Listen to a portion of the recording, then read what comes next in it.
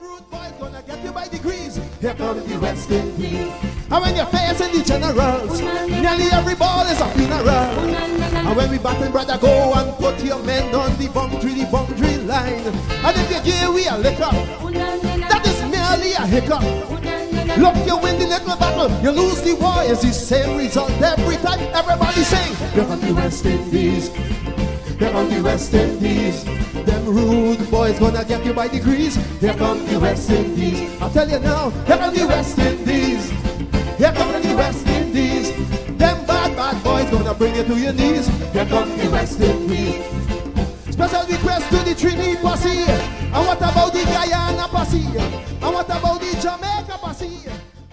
The day that David de Carey's died, and I spent many happy hours discussing mainly sport and gambling with him, but one or two perhaps more important things as well. So it's nice to be back here.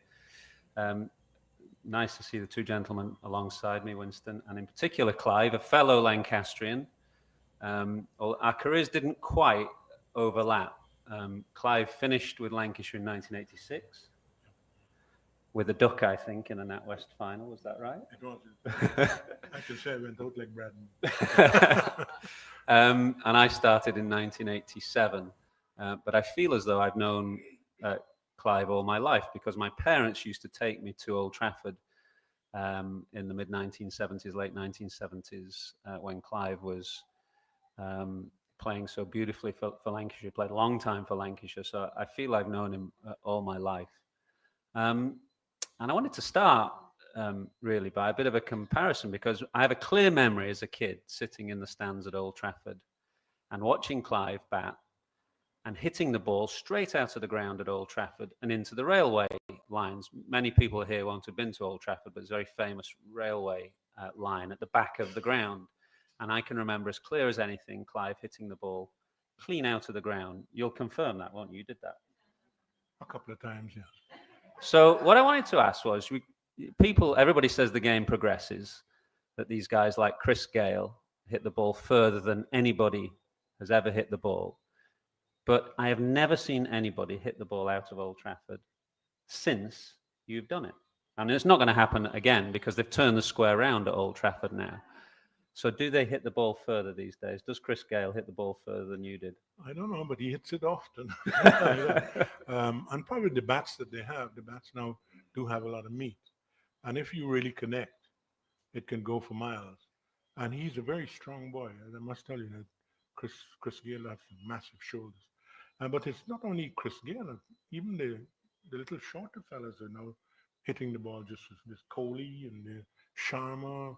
You know, you have quite a Watson from Australia, and they're doing quite well. I think the bats are much better now than they were before.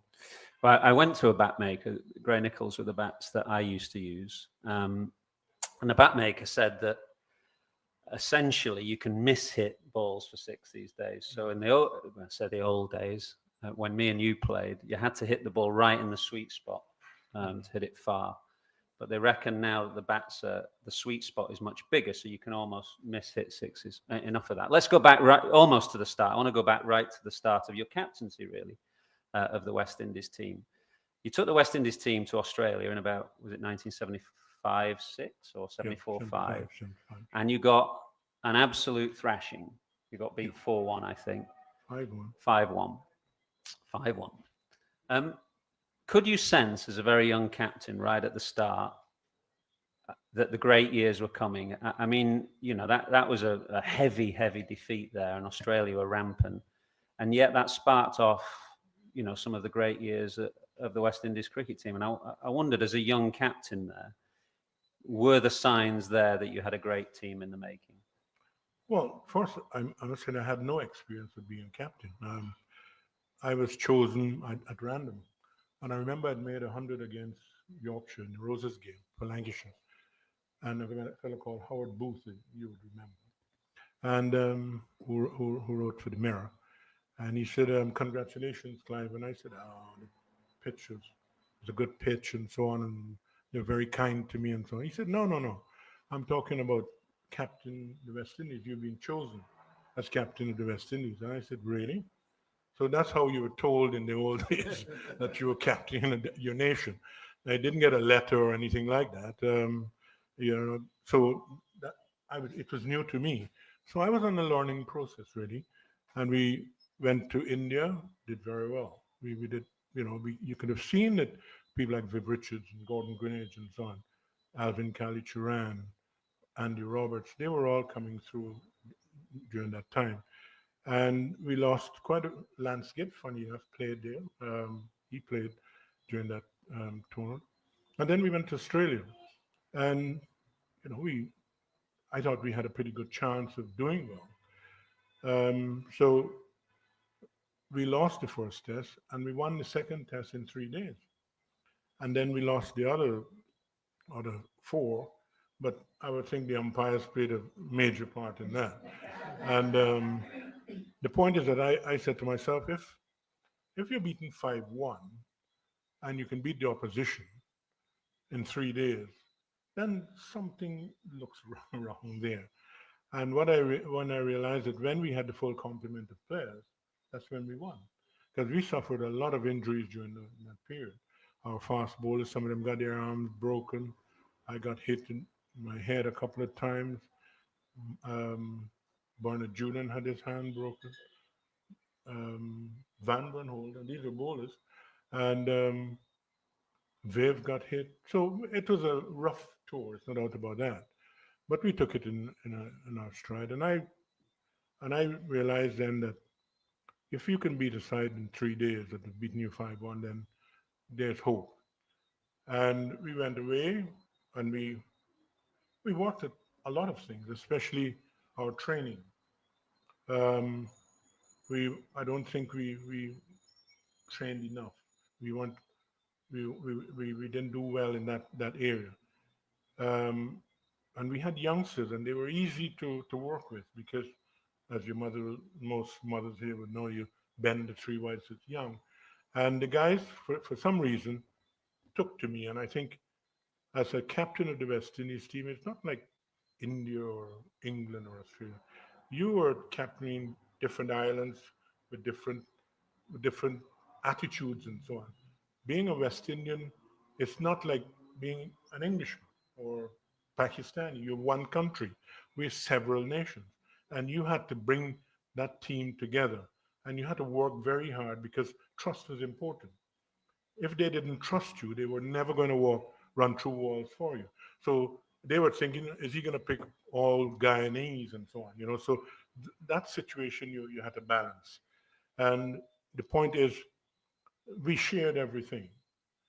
Anytime we had we won anything, I would go and I would speak with the at dinners and so on, and the money that I got went straight into the pool. If we won test matches, and it went straight into the pool. So everybody shared. So we became that unit that we wanted, that glue that kept us together. And I did not have two Guyanese together. I always had a Trinidad and a Barbadian, Guyanese You and mean a Jamaican. rooming? Yeah, rooming. Because in those days In too. those days, you had to room, you had Yeah. to share rooms. Yeah. Obviously, these days, players paid so much money that they have single rooms and all that kind of stuff. But back then, you had to share rooms on tour.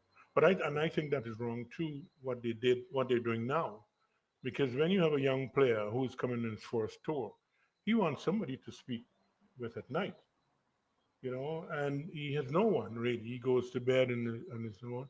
And the other You thing hope. too, I think the bribing situation, yeah, the bribing situation now with the match fixing, you have a better chance of doing that because he's on his own. But if you have a roommate, it's very difficult to do so. So I think all those things that we took into consideration. We didn't have an analyst. We didn't have. It was you had we had a sometimes we had a vice. I mean assistant manager. But when we had a manager, I saw him when the games were on. I saw him at lunch.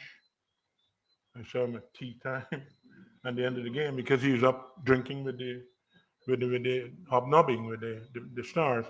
So the point is, we didn't have that problem. When I was captain, then I had to pick the team. I had to run the nets, organize training. Then you have to speak to the press whenever there's cricket. So it was a full-time task. Now they have a batting coach, a bowling coach, an analyst. They have a priest. They, you know, they, they have quite a The lot of West people. Indies team needs a priest more often than not. Um,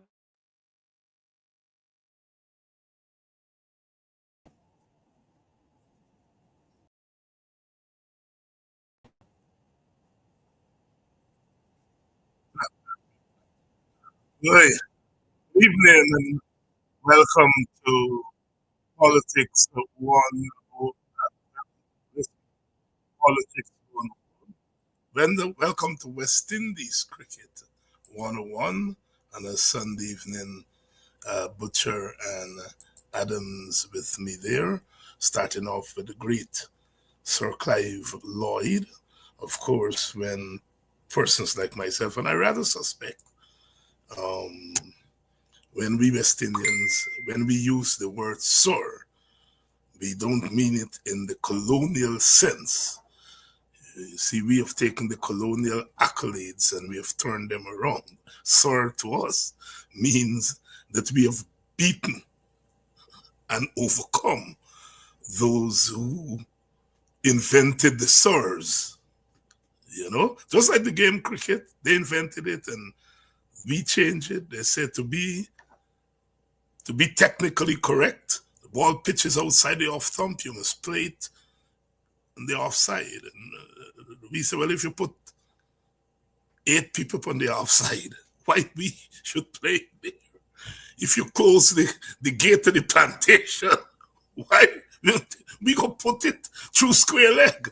And if you're going to take a ball coming 90 miles per hour from outside the off thumb and put it through square leg, you have to have tremendous skill. So Sir Clive Lloyd, I would say one of the 3 cricketing prime ministers of the Caribbean. Sir Frank Worrell, the first one, Sir Clive Lloyd, and Sir Vivian Richards, the 3 prime ministers. So there were other captains of the Caribbean, captains of the West Indies team. But I think Worrell, Lloyd, and Richards were the prime ministers. And every time I listen to Clive Lloyd, I reminisce on how lucky people like myself are to have been born in a Caribbean and born in a Caribbean that produced that. I born in a Guyana. Tomorrow is our independence, and Clive Lloyd, of course, is a product of Guyanese independence. Born in 1944, started to play for the West Indies in 1966-67, the year of our independence. The year of our independence. In a sense, our independence captain and prime minister, as we would call it. What a generation. My idols, Lloyd, born in 1944. Bob Marley, born in 1945. Walter Rodney, born in 1942. The Black Stallion, born in 1941. I am forgetting the year Don Quarry. All younger people may not remember Don Quarry, but the big people will remember Don Quarry. But he was born around that same time. These are the chaps and women. Calypso Rose, born in 1941. And the great Sparrow, born in 1935. These are people who are born in the decolonization period. The great disturbances, as they call them, the riots of the 1930s, when the workers of the Caribbean rose up from the Bahamas and the North right down to Guyana and the South and said, Massa Day must done. There is no longer going to be colonialism here. And they shake up and broke up the Caribbean. The interesting thing is those who are beneficiaries of the broken up in the 1930s Today want to charge people for treason when they broke up for freedom. That is the irony. But we think that. And so the Lloyds of this world are the products of that period, born as the world is raging war, the First World among themselves, the so-called First World. In the Second World War, we are waging a war for freedom. Lloyd is 6 years old when we won at Lord's in England for the first time, beat England. Those two little pals of mine, Ramadan and Valentine, Lord Beginner and Kitchener, coming out onto the field. Lloyd is 6 years old. 6 years old. He's 14 years old as the West Indies Federation comes into being. Federation breaks up in 1962. Lloyd is 22, as we become independence. He's 18 years old as Jamaica and Trinidad become independence in 1962. 1961, Sir Frank Worrell takes the West Indies team to Australia. Someone put a note in his pocket. And when he got to Australia, he took the note out. And it was a note from CLR James. If you win or do well in Australia, you will send a signal to the world that the West Indies is ready to govern itself. CLR James used to like those little notes, you know. Kwame Nkrumah was passing through America after he finished studying at Lincoln University. And he passed through, I think, New York, and CLR was there, and CLR gave him a note. He said, when you pass through England, give this note to George Padmore. Well, in those days, you don't open note when people give you.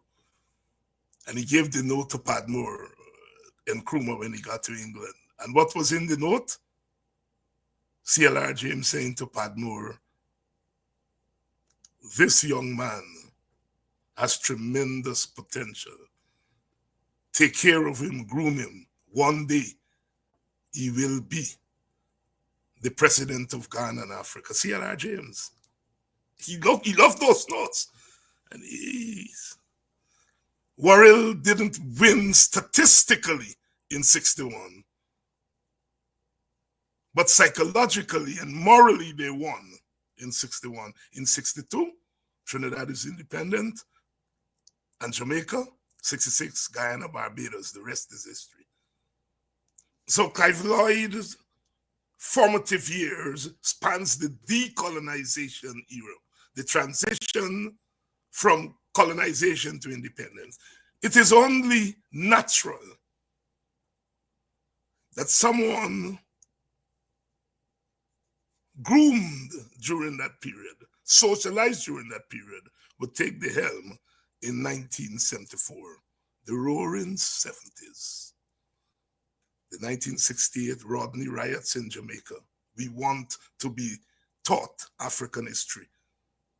Black is beautiful. The 1970s revolution in Trinidad. Ska comes to an end in 1968. Between 68 and 69, 18 months, rock steady. From 69, the music slows down further.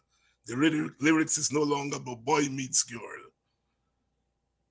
It's about get up, stand up for your rights. Clive Lloyd is elected captain. As he said, without captaincy experience. But what did he have experience in? In seeing the West Indies move from colonialism to independence. Just think about it. Just think about what it meant to grow up and coming of age. It's no accident that Clive Lloyd, as leader of that team, accomplished what he accomplished. Beyond the Boundaries, CLR James, written in 1963, the greatest cricket book, Lloyd is 19 years old.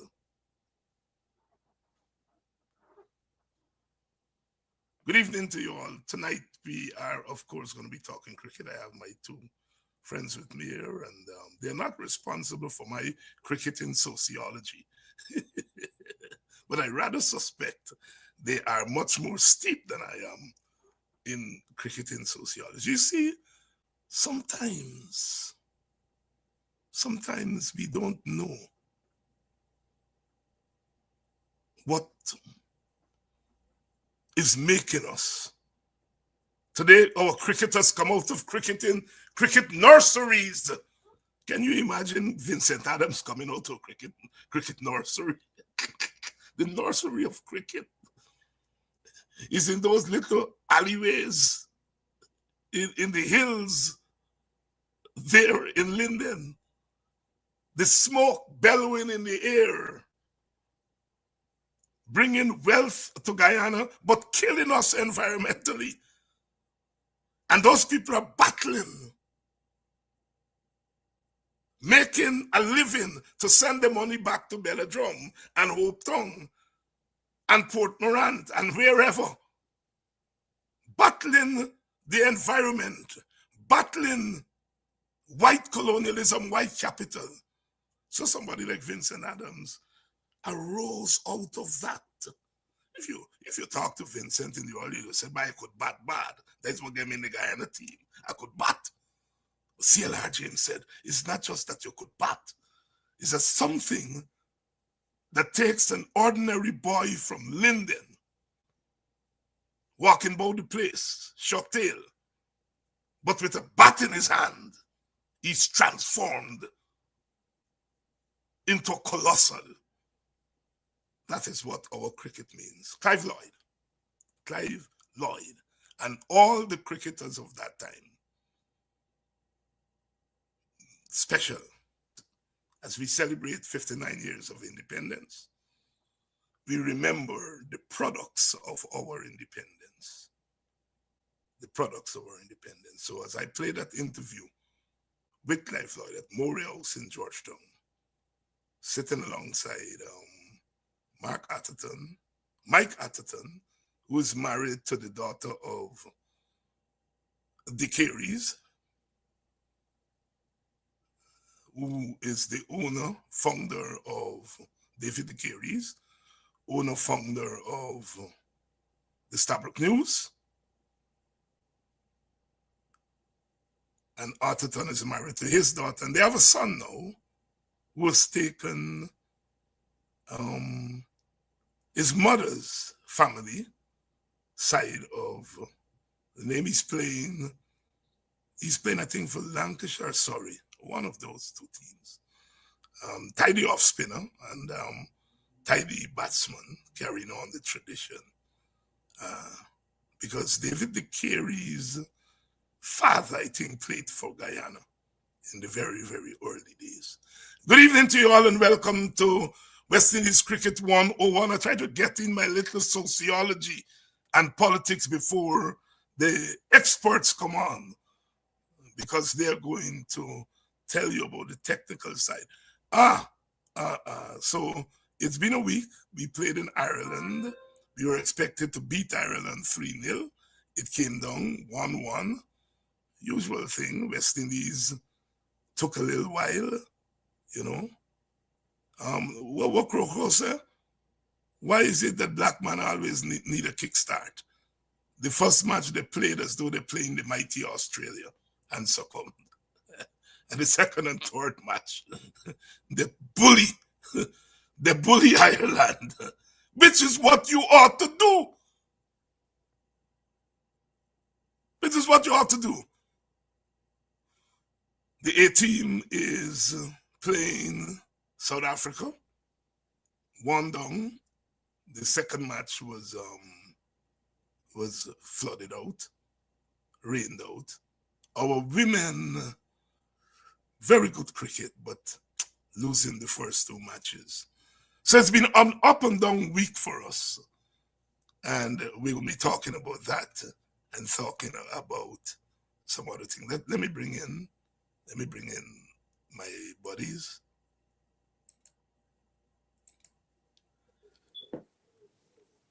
But I'm seeing you, Adams. I'm seeing your name. I think you've muted something. Your video is not on, Dr. Adams. My video is on. Well, we're not seeing you. Your audio Hmm. is perfect. I'm seeing your video in the background, but once we come onto the screen, we're not That's seeing weird. you. That's weird. Let me yeah, my video is on. Yeah. Hold, let me check something here. Maybe you should sign out and sign back in. I Yeah, noticed. let me do that. But while he's doing that, Sir Clive Lloyd, Mm-hmm. put him in perspective. He was the he was the all-conquering captain, or the captain of the all-conquering West Indies team. That he is the guy that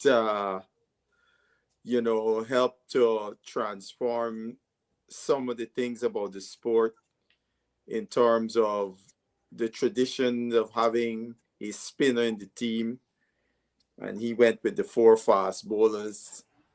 Good now? Yes. Good.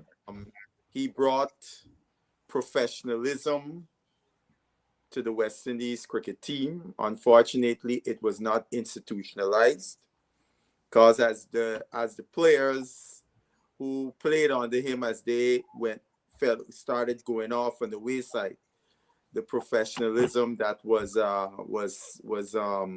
they brought with them from the Kerry Packer experience fell by the wayside. Things like the conditioning and all of those things.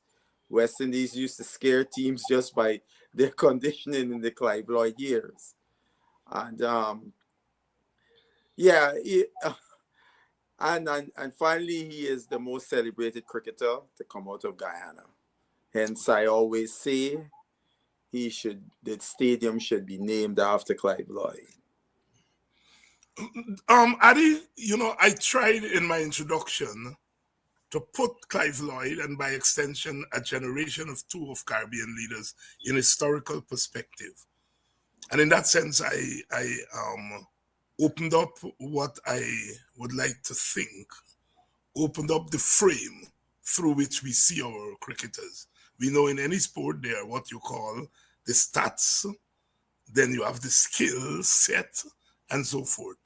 But my argument, my thesis, which comes from CLR James, is that when you watch men and women on a sporting field, you have to take into consideration where they come from, the circumstances under which they are operating, to understand what they are doing. And I try to, as I did, I use you as an example. What is it about someone like you coming from a place like Linden, and how that then shapes your understanding of your role once you go out on a sporting field? And I was reflecting also, Adi, while you were at it with Clive Lloyd and our cricket within the context of decolonization and independence, I was reflecting on, as Butcher was talking just now, about the Lloyd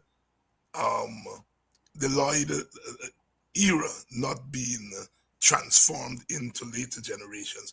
But I was thinking about somebody like yourself who came to the attention of your country with a bat in your hand, but got into an accident, but still was able to serve your country with your mind, right? And I'm arguing that a Vincent Adams is not just an engineer or a cricketer, all right? There is something that one can move from being a cricketer to an engineer, right? Rising to the top of sports and academics. There is something about the era that you come. I don't think you'll see that very much today. And I'm going to come to Butcher and, his thing that the Lloyd thing wasn't thrown over. I think there was something about that era, and that is what I was trying to do, to talk about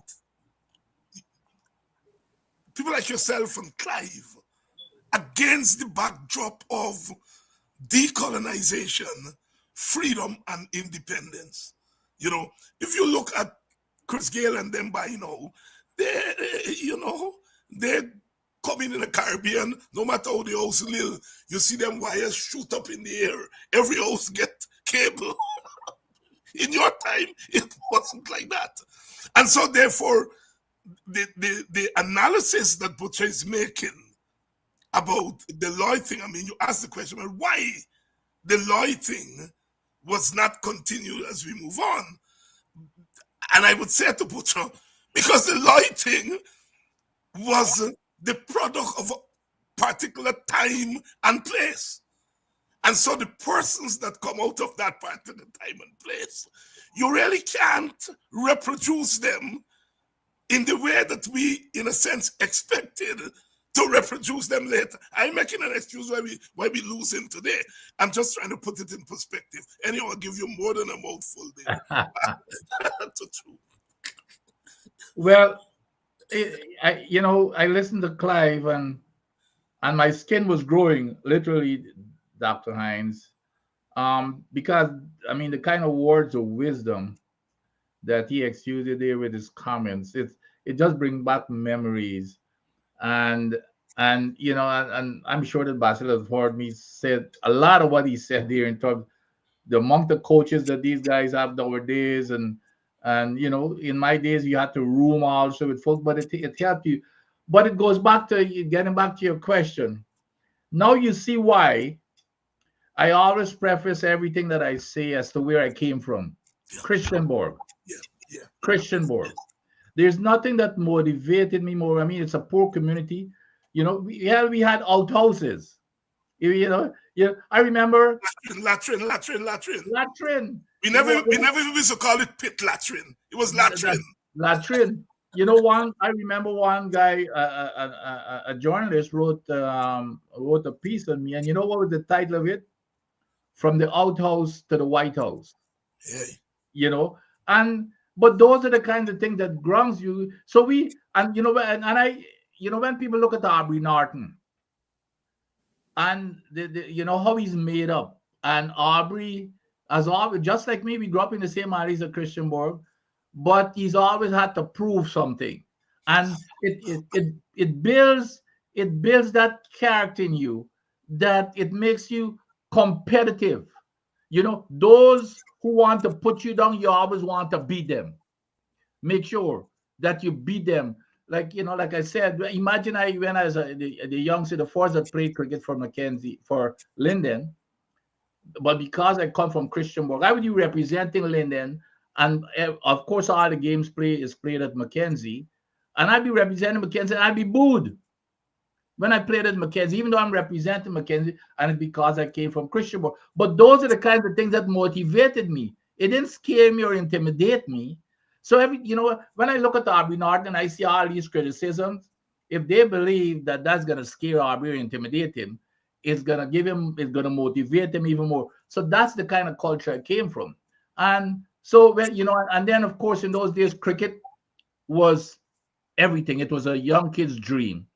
And then I was lucky that my mother couldn't read or write either. So I was fortunate that also she was my alarm clock in the morning. I used to get up and train every morning, 4 o'clock. It doesn't matter whether it's rain or she used to wake me up, do my homework and everything else. But you grow up in that type of environment where you have people who supported you. I had a young teacher that we played cricket, we played table tennis. I was a very good table tennis player, by the way. I at 14 years old, I was a runner-up table tennis championship for Linden. 14. But we had, I had this young teacher, and we would play cricket and table tennis and football and everything. But at night, I had to go study with him, or else I can't play cricket on the weekends, or I can't go and play table tennis on the weekends. So that was the kind of, people who took Basil Fado. I remember my only ambition was to play league cricket in England. And Charlie Davis, I remember Charlie Davis saw me in Trinidad and was arranging to go play with Brian. His brother was playing league cricket in England. And Charlie was arranging. And the same year, I'm looking forward to playing league cricket. Boom, here comes the accident. And I thought my entire life was evaporated because here I am in the national team, looking, and I know that people like Everton Weeks just love me. So I'm looking for that path. And then I get into this automobile accident, and Basil Father called me in his office one day and told me, listen, you could only play cricket until you're 30, 35, and everybody wants to be around you now. But when you get to that age, nobody wants to see you. They're going to be going to want to be with the next Vincent Adams. But if you get an education, it's going to stay with you forever. And I remember when I used to come down to Georgetown with Basil Fado, we used to go, when we come down in the morning, we go to police officers' mess. And then after the game in the afternoon, we go to the military, the GDF mess. So that's where the elite, the entire leadership of Guyana used to be. So here's this little kid. So when I look at, so that's the kind of thing that motivated me. I used to look at these guys that, I would like to be like them. So those are the kinds of things. So you don't do it by yourself, but those are the kind of things that motivate you, where you came from, the battles that you had to fight. Maybe if I was born with a silver spoon in my mouth and living I would never have gotten where I'm convinced. But here's the big positive side. When I look back at that accident, and even when I was working for the U.S. government, like I used to be responsible for an entire state, like Ohio or South Carolina. So, and of course, we were the biggest employees. So I was, I used to go and especially the inner city kids to motivate the kids. And I used to tell them, I said, the probability of anyone making it to the pros is almost nil. And I would tell them my story. And it used to resonate. And to tell them, here, make sure you're prepared academically, because the probability of you making it any place is going to be almost improbable. But if you have an education, it's going to stay with you forever. But that's the lessons that I learned. And that's the way that I raised my kids. They were all athletes and everything else. But what cricket did for me, Dr. Hinds, more than anything else, it gave me that discipline and focus. I could have never done academically what I have done had I not played cricket. And to get up every morning, you train hard. You go, you focus, you're an opening batsman. You got to concentrate. That discipline is incredible. So when you look at a cricketer, these cricketers, they're not only as cricketers, a lot of people don't recognize after cricket. Look at Clive Lloyd. After cricket, you're a well mature, developed human being. And because of that, cricket, discipline and focus are two attributes of our lives that it's so fundamental for our success. And that's what cricket. So it was both sides.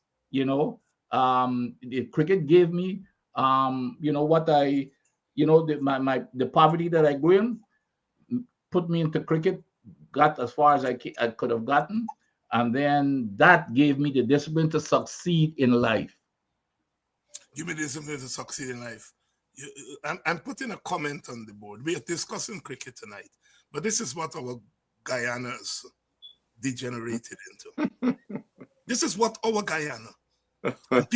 People look at me and call me a racist.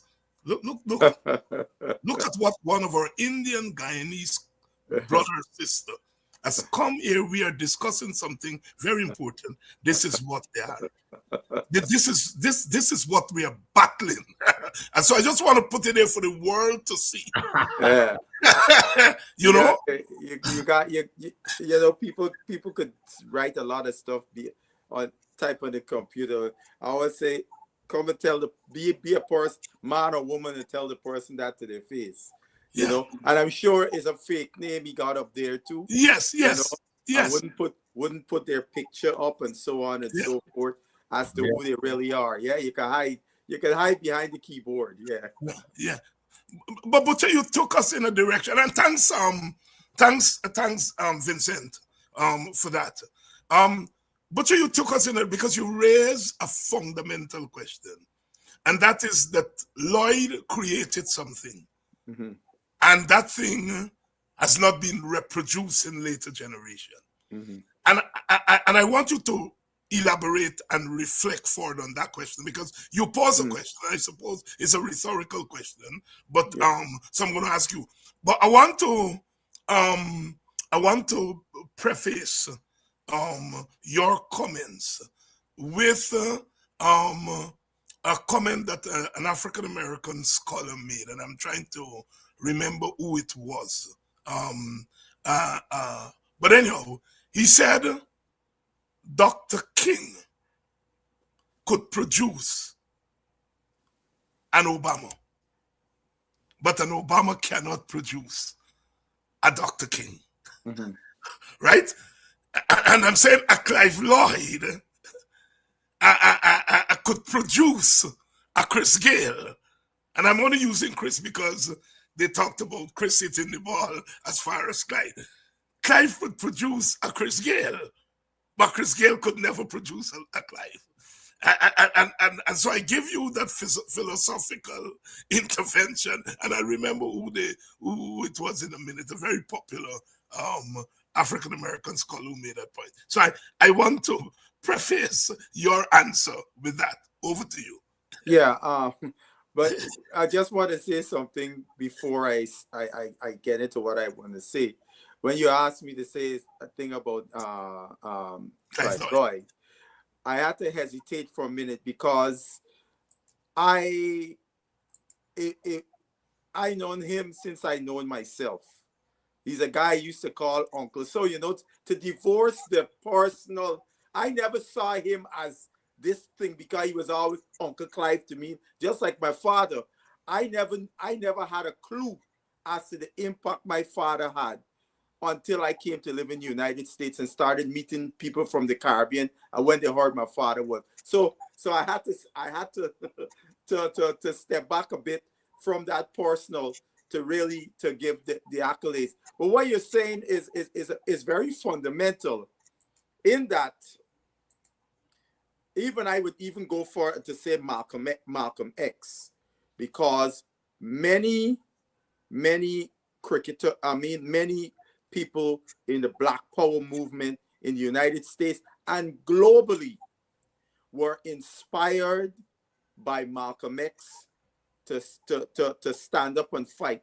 And if you go around the world, there are two people you would see their pictures all over the world is Malcolm X and Che Guevara, the two of them together. You see that all over the world. More than Martin Luther King, right? Way more than Martin Luther King. And so in the same vein, Clive Lloyd created a structure in the West Indies team to move this team forward, because you would hear the stories of when they went to Kerry Packer and the lackadaisical performances early on. The story about Kerry Packer storming into the dressing room and saying they are X number of Qantas flights out of Australia every day. You guys could be on one if this is the performances y'all going to put up here. I mean, because this is probably the first joke. These guys, at that level, that is, you're getting paid nicely. First time they're probably getting paid anything near to that kind of money at that time. And there's always an expectation when you're getting paid as an athlete. And Kerry Packer also then brought in Dennis Waite, saying y'all got to get better conditioned and all of those different things. And what the West Indies did during the Packer, he took that. That was like the last piece putting together of what became this juggernaut that started to burgeon from around 77, and the pieces was putting in together. There we come around 78, 79 is where all the pieces were together, and now this juggernaut is rolling down the road like a big snowball, just getting bigger and bigger, and you can't stop it. And what was the problem in West Indies cricket? West Indies cricket, although we had the structures in place, it was often based on the personalities who are in charge of those structures, right? So when those personalities came off the scene, often they were never a systematic process in how to maintain and to take that structure, make evolve with the changing times. So that happened with Clive Lloyd team. It got handed over to Richards, and as Richards continued, as the guys who were all part of that juggernaut started to retire and leave, and we get into the 90s, we could start to see the cracks becoming evident late 80s, because we were barely winning games. We were drawing a lot of games. We weren't losing series, but that juggernaut we were before, you could start to see cracks. Teams are close. You remember when Pakistan, I think it's 88, Pakistan came to the Caribbean, and there was some controversial umpiring decisions that some say if it had went the right way, they could have won the series and all those things. You started to see those cracks. And unfortunately, West Indies did not institutionalize what Clive Lloyd had brought for that international setup. That it was that they could have taken it into the 90s and so on. And as the environment changed, you just add into it to deal with that environment. And then also what was below, what was below was falling apart at the same time, the foundation of our cricket and so on. So all those things culminate for what was we went from this rich legacy, rich in terms of performance, and just kept sliding down the hill to where we are today. But I'm not leaving you before I go back to thing, because I'm pulling you out on this. Mm-hmm. You're right with all this, but I want to take you further than that. Right. We were losing, but we were still creating a Brian Lara. Yeah, right. I mean, right. Hold on. I want to take you beyond the structure, right? Mm-hmm. Clive Lloyd said something profound in that interview just now. As captain, the manager, the upstairs drinking, and he had to run the show. So, yes, there were the structures and the Dennis Waite and so on, but he was literally doing what he was doing, as the scrapers would say today, right? Bare knuckles. Right? So, I'm taking you beyond the structures of that we can see to take you in the structures in Clive Lloyd's mind. Yeah. Well, that's. I think I want you to go, because you misinterpret me. I'm not misinterpreting you. I'm pulling you out. No, but you noticed I said Clive Lloyd created this. Clive Lloyd was the chief cook and bottle washer. I didn't say West Indies board. Never West Indies board. Yeah. This is all Clive Lloyd, right? Right. These ideas. I mean, even the thing with the dressing room, not putting two people from the same territory in there. He would have seen this in his playing days before captaincy, the cliques that form in the West Indies team based on Ireland and so on and so forth. And he would have seen that as a negative. So when the captaincy was trusted upon him, he said, there's one thing I know I got to change, because as a player, I saw it as a negative. So we got to know each other and so on and so forth. It's funny because I give you an example how I heard this manifest. One day I was speaking to Sir Randy Roberts, and I was mentioning a certain person is a gaff man, and he laughed. He said, you don't probably know that I know what gaff man mean. I said, because he said, I know gaff man mean. Fredo was my roommate, and Fredo teach me the word, right? So I mean, those little nuances based on the different territories and so on are very important, because you say something to a player from Guyana, and you say something in a cricketing vernacular that we use in Guyana to maybe somebody from Jamaica, and they look at you like, What you talk about, right? And it's like we would say you're lashing the ball in Guyana. Jamaicans can say we lick the ball, right? So when he hear you talking about lash the ball, he looking at you like, what are you talking about?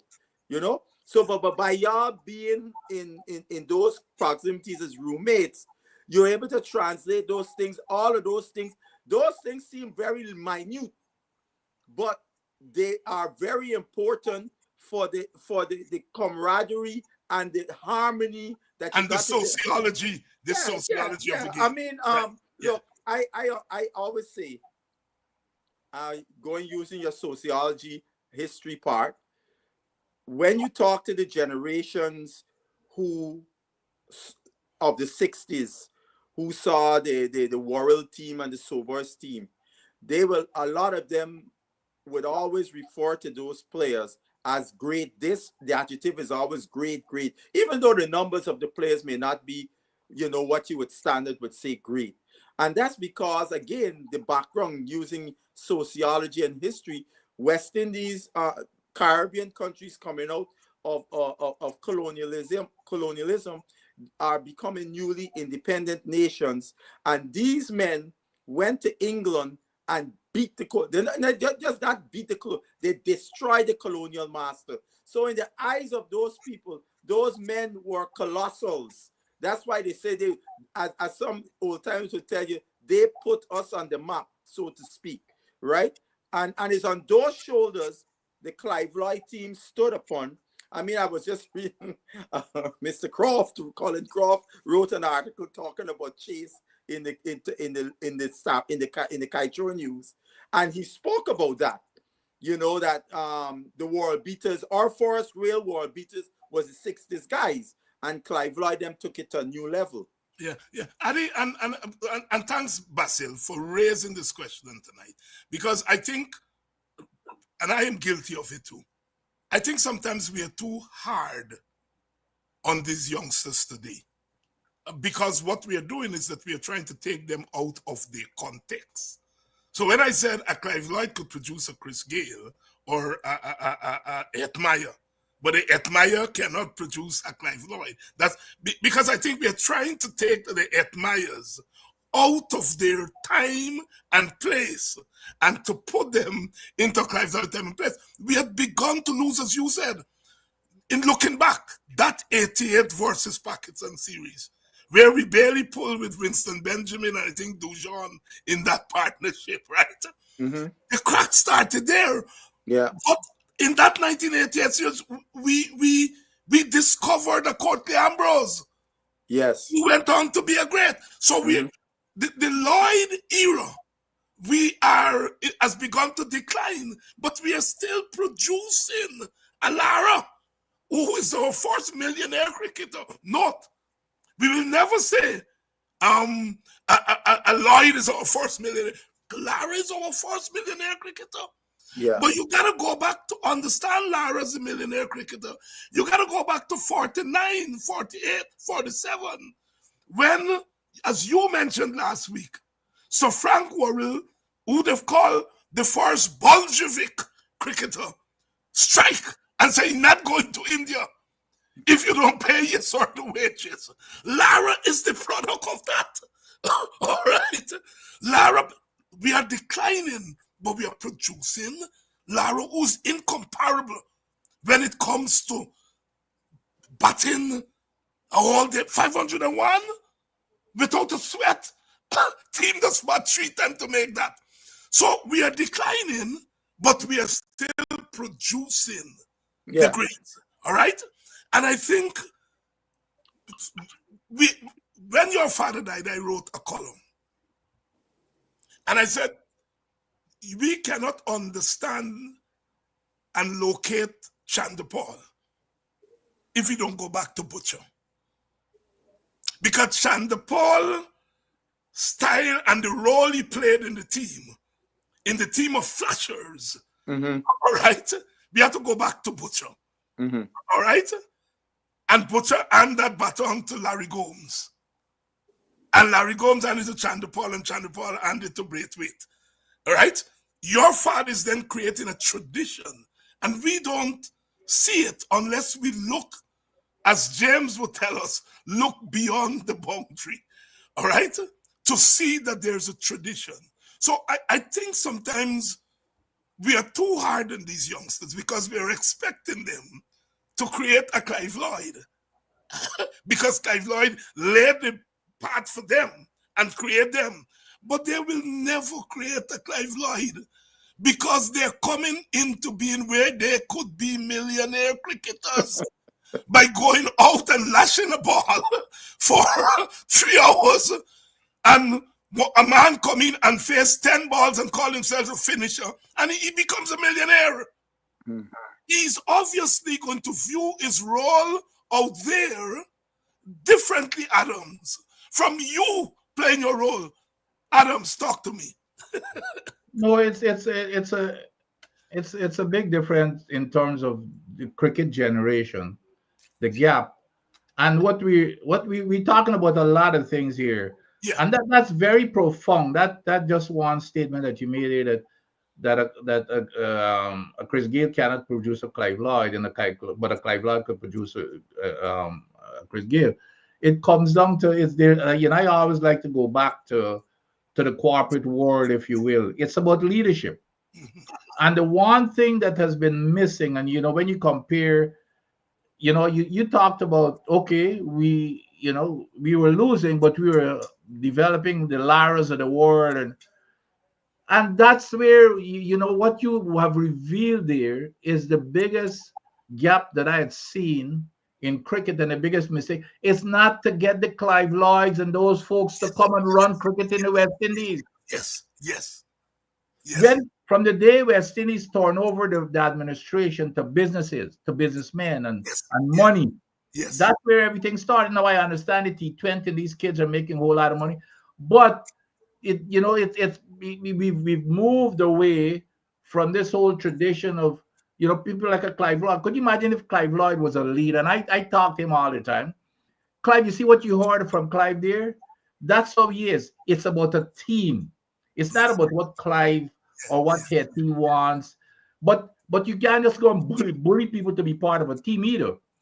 When you listen to Clive, that when he talked, and I didn't even mention this, Clive, and he always looked at people, and you always was interested in people and support them in whatever way they can.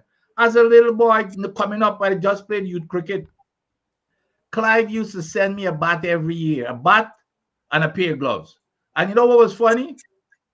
Clive, in those days, they had the left-handed bats and left-handed gloves, and right-handed bats and right-handed gloves. So I was a right-handed player, and I used to use Clive left-handed gloves because the difference is the thumb. The thumb that was the got a big different top. But I used to use it, and I used to use this left-handed because the left-handed bat had a groove. If you're left-handed, got a groove on the inside. The right-handed got a groove. It wasn't flat. And the bat, before Clive gave me that bat, I used to use a short handle bat. Clive bat was a long handle, and it was the heaviest bat on the planet. And you know what I did to me though? It changed my style. I couldn't cut anymore, which was a good thing. I became like a pure driver. That because the bats are heavy. It's more difficult to cut and that type of stuff. The only two people when I was at DCC, the only two people used to use my bat is myself and Blairy. Nobody else could use it because it was so heavy. But every year I used to get the confidence that instilled in me. You walking out with a Clive Lloyd bat or Clive Senate. First of all, you don't want to disappoint him, and that comes back to that kind of leadership and influence that it has in you. So I think we made a big mistake when we decided to say, well, okay, cricket is a business. I'm not saying it's not a business, but you got rid. I think Clyde Walcott, Ambassador, I think Clyde Walcott was the last cricketer who was head of West Indies cricket. Where's Hall? Oh yeah, that's right. Where's Hall came after. Yes. Look, Yes. I was in Barbados at an ICC conference, the annual thing. When we were what was it? About maybe 10 years ago. No, where's Hall? Teddy Griffith. Teddy Griffith. Sorry, Teddy Griffith. Okay, but Yeah, I was he was a president going into the World Cup in 2007. Oh, okay. Teddy right. Griffin.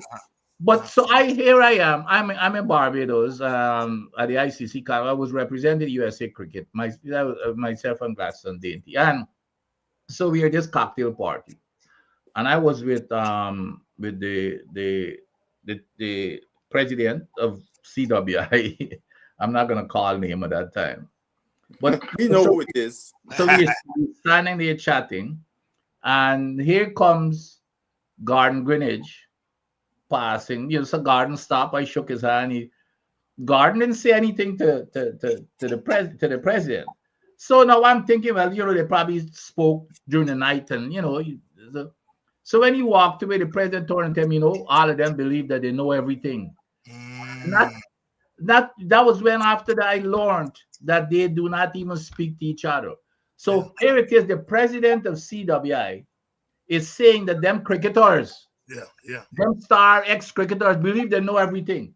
So that is the kind of thing that now when you listen to Clive Lloyd and Basil said it, Basil said Clive and them they played and he recognized certain things that I wouldn't do if I have anything to say. For example, I want to cut out this insularity stuff or my question of insularity, or if, for example, if my captain is from one island and he's given I even in my mind it may not be happening, but I'm going to be suspicious that if somebody gets to play in front of me, I'm going to think, well, it's because they come from the same island.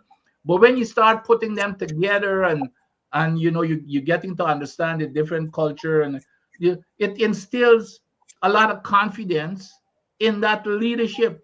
We do not have that anymore. Those are simple things because right now the players, they're obviously not doing that.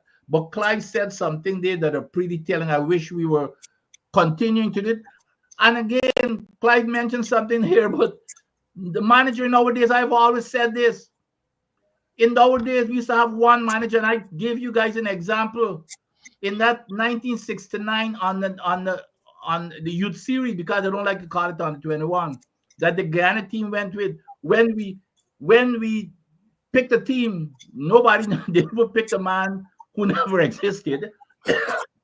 Yeah, they picked a man who never existed. We got there. Nobody knows each other in the team except myself and Kitiran and Madramoto had played before. Nobody else knew each other, never seen each other, never played with each other. We went there with a manager that we never saw.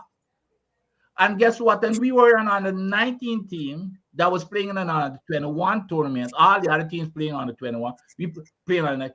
And it was me and Kitero, and Kitero was the captain, I was the vice captain. And we won the tournament in Barbados. And but again, what that does, it brings everybody together. When you got a manager and you got a coach, a fielding coach, you got a bowling coach, I don't believe in them. I don't care if nobody could convince me, okay, that it adds value. Okay, when you got to that level, it's just a little bit of tweaking. I know when you go to the nets, even the players used to say, hey, or even the manager, because the manager is normally an ex-player. But so is everybody for themselves. Okay, coach, all you're dealing with is the coach. And so it's not the same. Nobody could convince me that these coaches are adding all these coaches are adding value. Yeah. But the point I'm making, it goes back to these old templates that should have been involved is the management and administration of cricket, because they bring that experience, that they understand the thinking of players. These guys do not understand the thing. I just gave you an example of the president of CWI, a resentment for the ex-players. That's we've got a lot of that is causing our problems right now. Yeah, but so you got us in this trouble tonight because you raised the question about the Lloyd era not being reproduced, and so you got us into this discussion. But and so I'm coming back to you. Look, as I listen to Lloyd there, I'm thinking your manager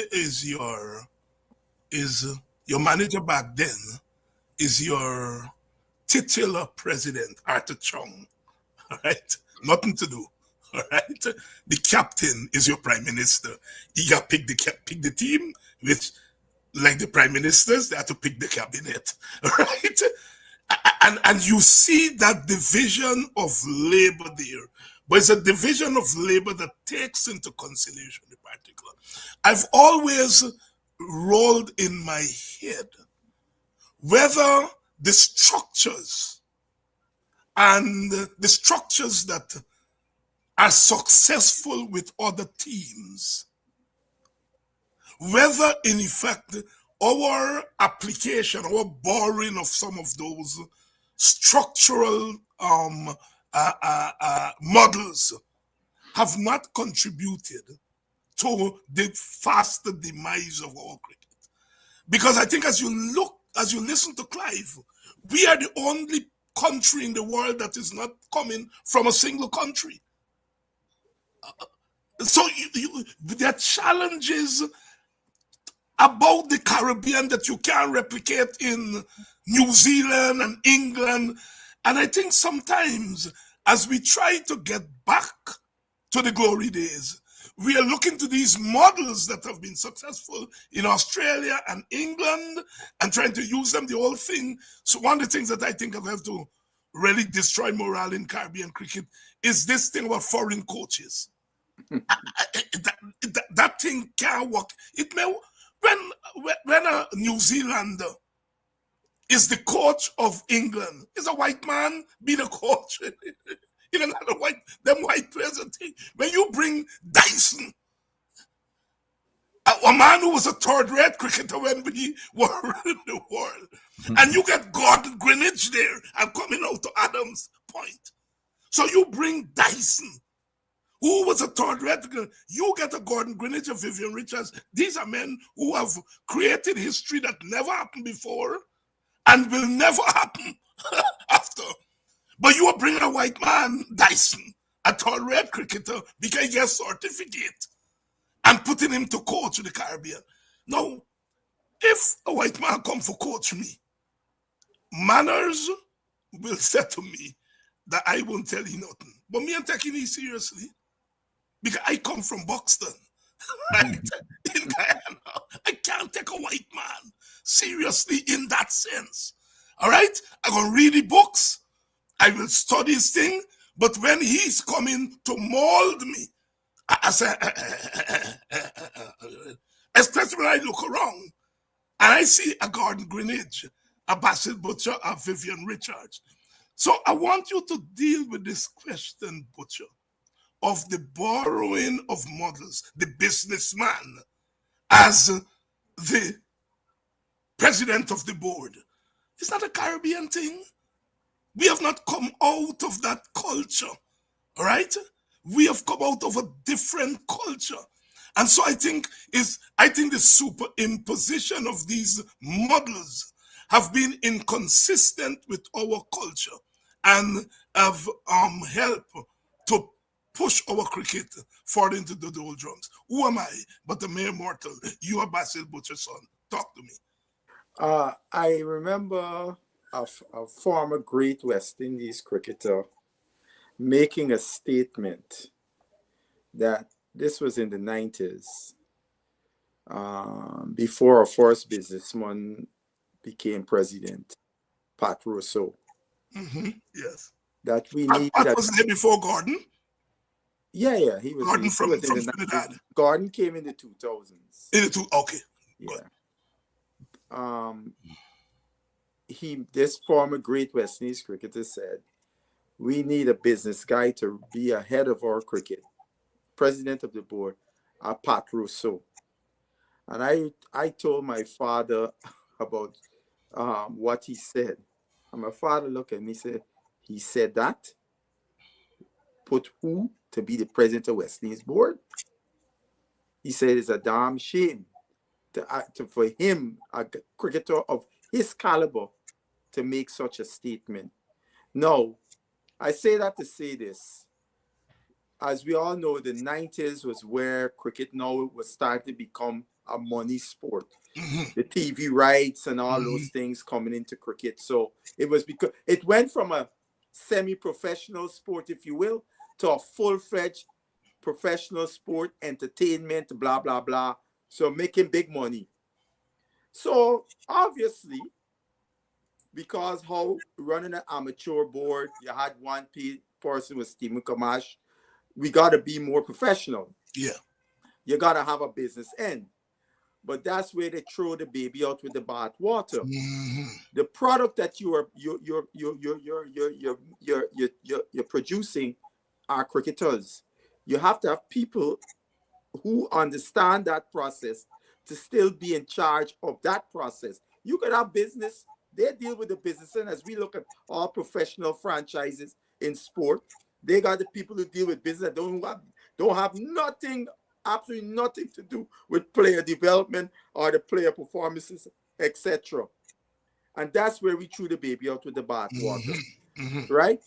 Because these guys, these technocrats, I like to use the term, these technocrats that took over, they like cricket, but they don't understand the nuances, etc., of what West Indies cricket is and how West Indies cricketers develop, and the environment in which we developed all these great cricketers from all the various territories. They didn't understand that. They didn't understand that with the changing of the environment, and Vincent could speak to this, in the era where Vincent and those guys played club cricket, they were playing match club cricket with test players, the current national players, everybody was playing, right? That environment started to change in the 90s. A lot of the national players were away making the money in England because you had more guys. I always tell people, when they like to say this thing about England, but they finish in school and so on, please be specific of the territory. Well, from a Ghana perspective, there were very few Guyanese who went to play cricket in England during our halcyon days. Very few of them. You could count them on one hand, right? It's in the 80s where that situation changed, right? So this thing about finishing school throughout is not from Guyana.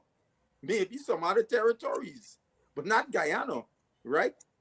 And so you started to see, like, I give you a concrete example.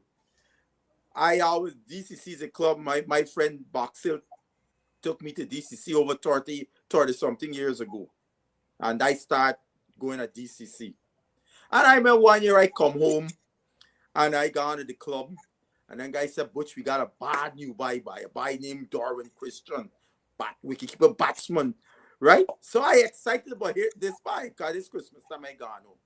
I come home now, April month next for the test match. Club cricket still going on. I turn up at the club playing a first division match. So the first question I asked, "Is Christian here?" And I said, "Nah, man. Christian ain't Trinidad playing club cricket, making money." Right? So I never see Christian play cricket until he played for Guyana when they streamed the thing. That's the first time I can see Christian play. I think it was yes, that's the first time I can see him play. All the years, every year I go DCC, Christian in Trinidad playing cricket to make money. And that was where, speaking specifically of Guyana, you started the club cricket in Guyana, the demise was, it accelerated, even to the point the president of the then president of the board, Chetram Singh, acknowledged it's a problem because you're now starting to see guys who would never play first division cricket playing first division cricket because a bunch of the players were in Trinidad making hay. During that same time is where the Bravos, etc., came out of that Trinidad environment, because now Trinidad cricket was getting the boost because not only guys from Guyana were going there and play club, Barbados, Jamaica, all of them. So now their club cricket was up here. And you remember there was a period of time, the 90s, early 2000s. So when you look at the West Indies, you could see 7 Trinidadians on the team because all the top players coming out of Trinidad. So if somebody was really paying attention, those administrators, they would look and say, wait a minute. The club cricket is where it's at. And we have to come up with a way in which we can make sure that the club cricket in every territory, how we can raise the standard. Because we see Trinidad with a higher standard club cricket producing quality players, whereas the rest of the region is not doing like that because of the high standard of the club cricket. They didn't do that. And then you would see, I always say this, what they did, and I'm repeating a word my father said to me, all these guys doing is putting in piecemeal, piecemeal, piecemeal, piecemeal, when there needed to be a transformational process of our cricket environment, because it was no longer the environment of Vincent Adams, etc., came out of that. The same countries got the same name. The environment changed. The challenge is different now. We got to produce world-class players in a whole new environment. How are we going to do this? We can't do it like the way when the Vincent Adams and before him was coming through. That structure is not relevant to how we going to produce our world-class cricketers. We just put in a little piecemeal, and all the piecemeal was up at the top of the team, forgetting about the foundation. You can't build a house on sand, because the house going to crash eventually, right? The foundation was deteriorate, and it continues to this day, right? So that is where, because again, to a youngster in today's environment, as you kept talking about, admire, can't produce, etc. A youngster in today's environment don't even know about the players that preceded him. That was never part of West Indies cricket. All the players who were up and coming knew about the guys who played before them. Those were the guys who inspired them to want to be what they wanted to be, right? I mean, now today, I mean, it's a different thing today. When you hear a young West Indian, you ask them who's their favorite player, and a lot of times it's not a West Indian cricketer. It's not a West Indian cricketer. It's that was not something. Oh Lord, that was not something. None of the three of us here could fathom that our favorite cricketer would be somebody not a West Indian cricketer. They were the ones who wins. They're the ones you looked at and said, "Bye." I'll be like the mom. Bye. You go home and you're practicing. You want to be like John Jones or whatever. That was somebody that we could really identify with, just like we. All of those things add up to why where we are, and we couldn't replicate. And these players today can't replicate, as you say, Clive Lloyd and so on and so forth, or so on, because. And just end with this. I remember the late Keith Aaron that Vincent talked of. Keith used to tell me, he said, "Ma, when we play on the same field with you, father, just watching him alone was an education for us, right? Just watching him, how he carried himself on the field when he was batting or fielding, it was a learning experience every time we had that opportunity." No, the Hetmeyers and all of them won't even come home and play with the little boys. With them little boys, yeah. Adi, and I'm glad we're digging into this. We didn't plan to go in this direction tonight. When we start gaffing, I want to say this though, Dr. Hinds, before you think of Vincent. I think this discussion is very important, because we have not had the serious discussions out open like how we talking it here. A lot of these discussions, Vincent will tell you, we have them all the time in behind closed doors amongst ourselves. And I think it's important this discussion to go out into the public sphere. We have a public debate and discussion on this issue, because we can't continue the way we're going. Vincent, you know, the events in our country over the last couple of weeks and the whole notion of the scrapers and so on. Explain what scrapers mean, please. I want to make sure I got this term down pat. Well, for me, the scrapers are what the Jamaicans would I was a scraper. Called the sufferers, the working class poor. Okay. What in America they call the underclass, the black underclass, or the Marxist Leninists called the Marxist Leninists called the lumpen proletariat and so on, right? Okay, I began to think about because I vex with starting with that group, Gail and Bravo and them. I really vex with them, but I am beginning to turn over in my head whether I didn't carry my vexness too far, right? Because I'm saying, here are these young men who come out of Jamaica, all right? And I'm using Jamaica, but it could be Guyana, it could be Trinidad, it could be anywhere, all right? Come out of Jamaica. They now discover a capacity with a bat in their hand or a ball in their hand to earn $1 million, all right? And you are now bringing, and I'm using the word white here, not in terms of color. I'm using the word white here in terms of a larger structural understanding of the world. You bring in a white man. I hate to hit on Dyson, but he's the one I remember. You bring a white man who was in Australia a third-rate cricketer, and telling he know to coach them by this.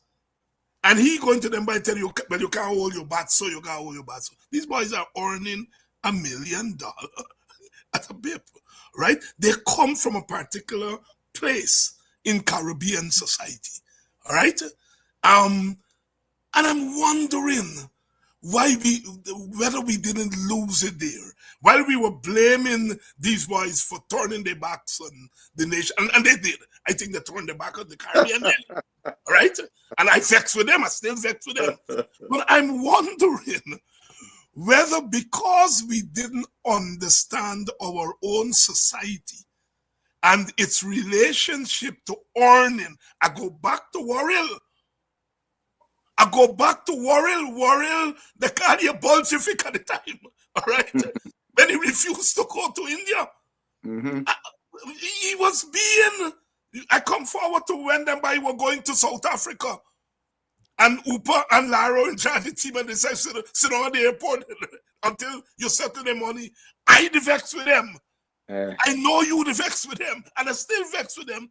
But I'm wondering whether we were being simplistic and not really understanding in our vexedness, right? Understanding the nuances of our own society and how it was playing itself out in front of our very faces because we weren't applying the Jamesian theory of beyond the boundary. We were thinking inside the boundary, and not beyond the boundary. And whether that misunderstanding has not hastened or amplified our problem. Adams. Well, well, I don't think anybody could be as mad as I am, as Barcelona about that South Africa tour, because again, that was what you call the Mandela tour. You remember that was the Mandela tour. Yes. It was bigger than cricket. I would have gone there, for example, and played for free. Of course, in my time, money did not even come into your head. Okay, you're playing. By the way, every single cricketer at the time, Basil Fad and every had a full-time job. You had to get permission, as a matter of fact, if you go on tour, you had to get permission to go. So this year wasn't about money. This year wasn't about. It was about, you becoming fame. Everybody wanted to become fame because you're growing up as a little boy and you're playing your little cricket in the alleys and stuff, and everybody had a cricketer name. Like, Rohan was my idol. So them used to call me Kanai. We had another friend we called him Butcher. Up to now we still call him Butcher. And everybody got a name. A bowler will say your Wezal. And even that was your regular name, that was your false name. It became a false name after a while.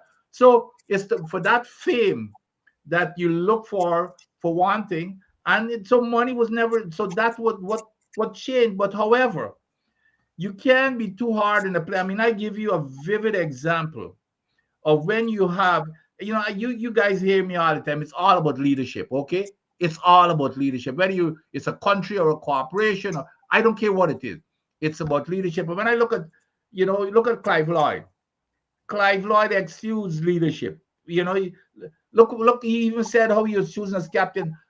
Look, compared to Clive Lloyd, how he selected to this recent thing with Chase. Now, it's not about Chase, but we go on to these things that don't mean anything as far as I'm concerned. How you pick your leader, how you pick your captain. It's ridiculous. Okay, now but we getting back to the to what I think is a fundamental issue here, which is the people who has the experience, who understands the players and the culture and their thinking. They're not even getting them involved in running West Indies cricket.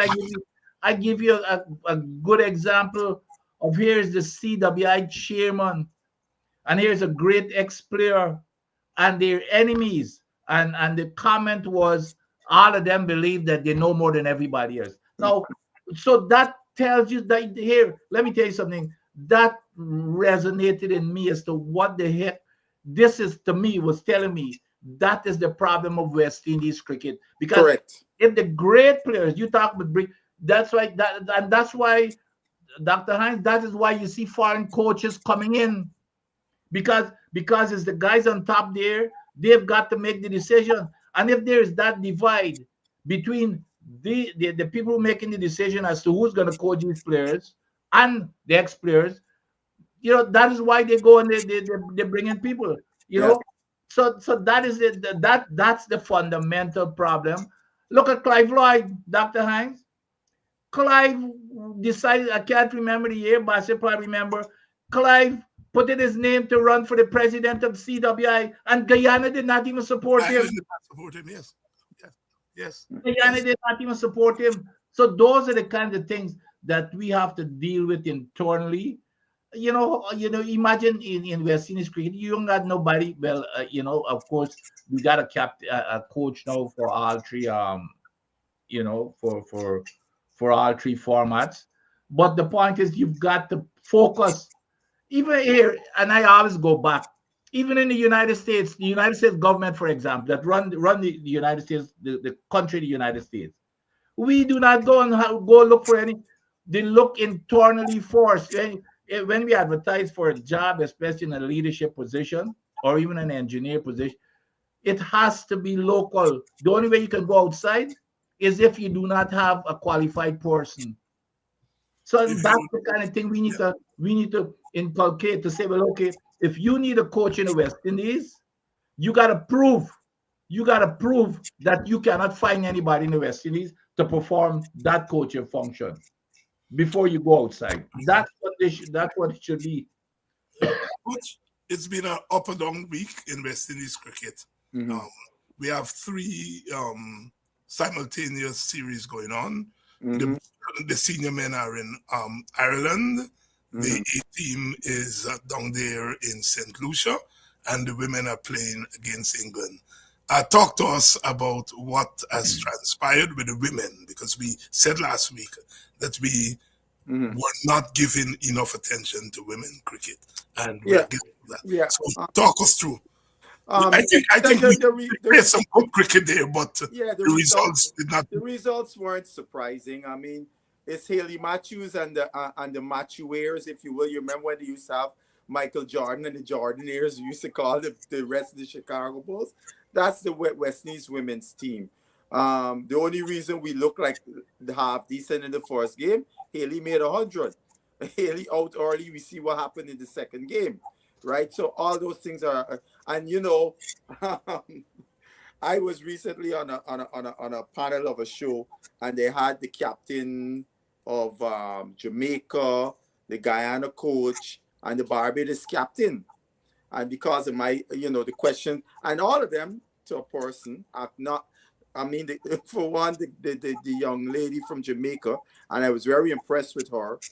She said the Jamaica Cricket Association tell them they don't have enough money. They don't have money for female cricket, so they play one match and then pick a team to go play in the tournament. They don't play a lot of much cricket beyond that. It's similar in Guyana, right? They put together the women to play inter-county. All of them play one match. They pick a team and they go to the tournament. I would say this out loud. I hope the Guyana board is not patting their backs, patting themselves on the shoulder. They say, oh, Guyana won the T20 tournament, so all is well with Guyana cricket. No, look at all the Guyana players who are on the West Indies team. Any of them look like they could compete at that level, including the captain Campbell, who played over 100 and change in both formats and averaging 20 or less in both. Right? So it tells you our women cricket, as I said, it's in ICU, on life support. And it's gonna take a deliberate, professional process to resuscitate women's cricket in all the territories, that we can lift the standards of our women cricketers, that we could feel confident when they walk on the field with any team in the world, they will be competing and not getting blown out of the park. Right? That is where we are with our women's cricket. You know, it is absolutely an abomination what all the territorial boards are doing vis-a-vis women's cricket. And you know what's funny? The territory that play women get to play more organized cricket than all the territories. They got their pants beaten off them, i.e. Barbados. And why? Why the contradiction? The contradiction is that whatever they're doing is not producing quality players. That is a contradiction. Now just think about it. We're not producing quality players with the men, and their cricket is more organized and they play more cricket. What do you think will happen to the women?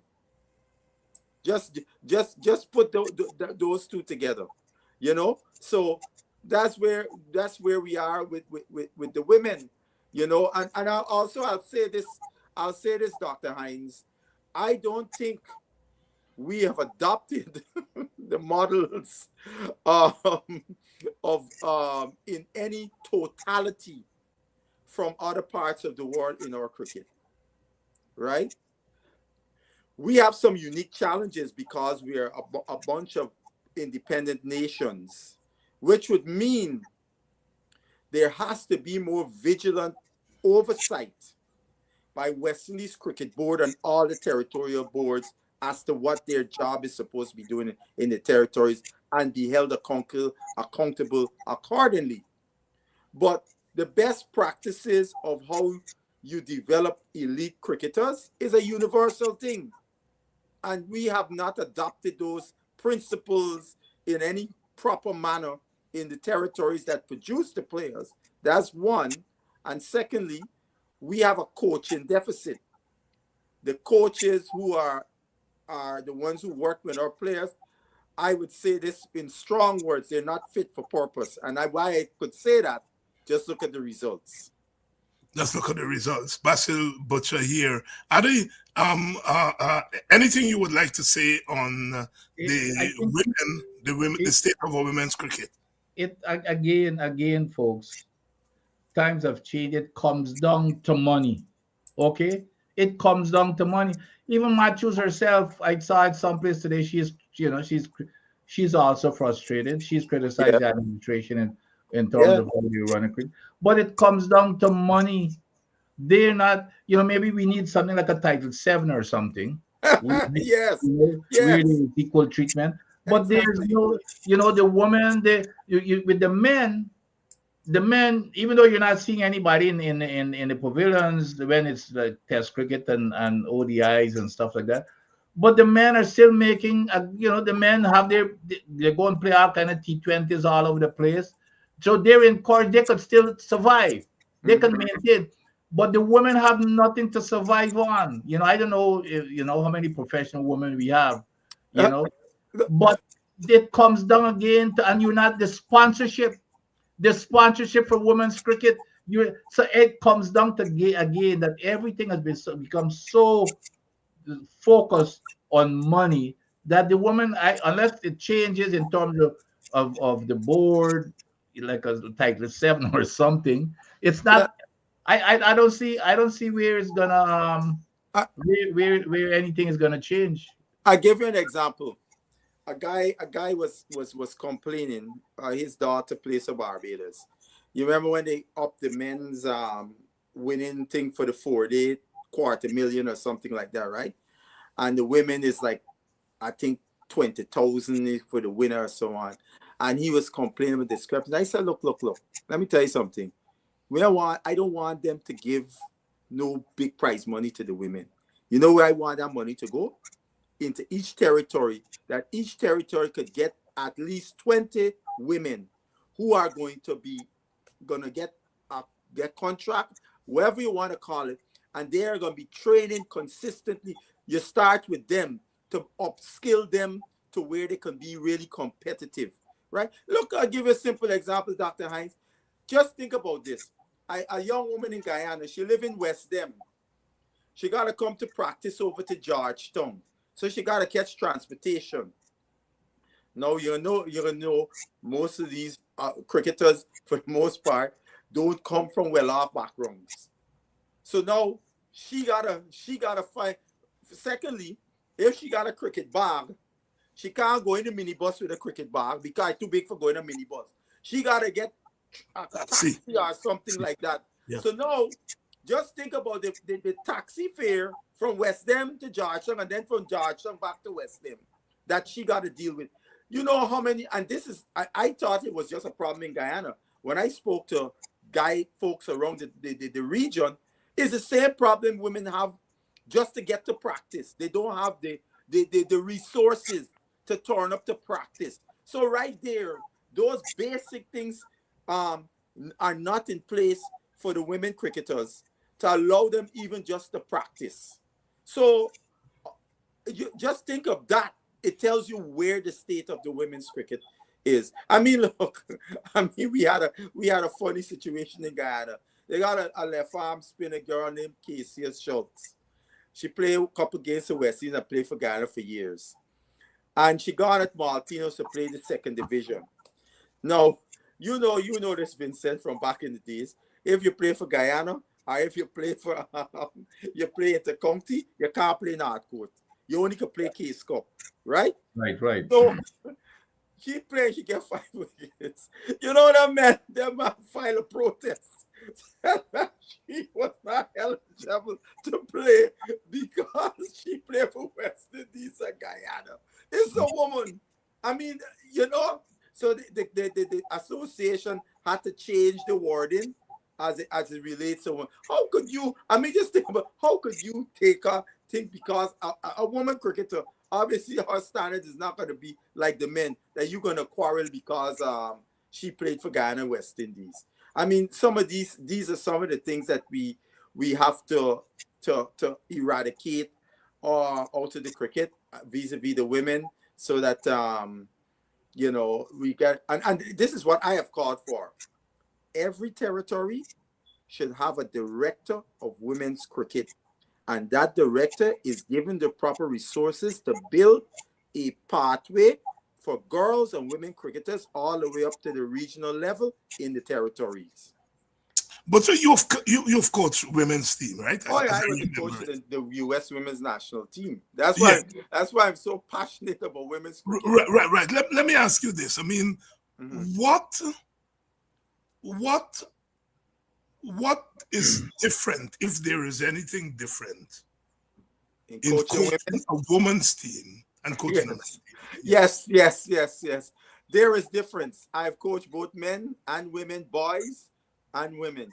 And yes, there are nuances in how you would coach women than you would coach men, right? I remember Courtney was saying when he became the women's head coach, he started to learn and you realize that he couldn't coach women the way that he coached men. It's not to say one is less than, it's just different. And women are different than men. Right? The way you motivate them is different than you know. There could be some crossover, but you have, and even, I mean, I would say this, I mean, it's something, a simple thing like this, a woman gets a cycle every month.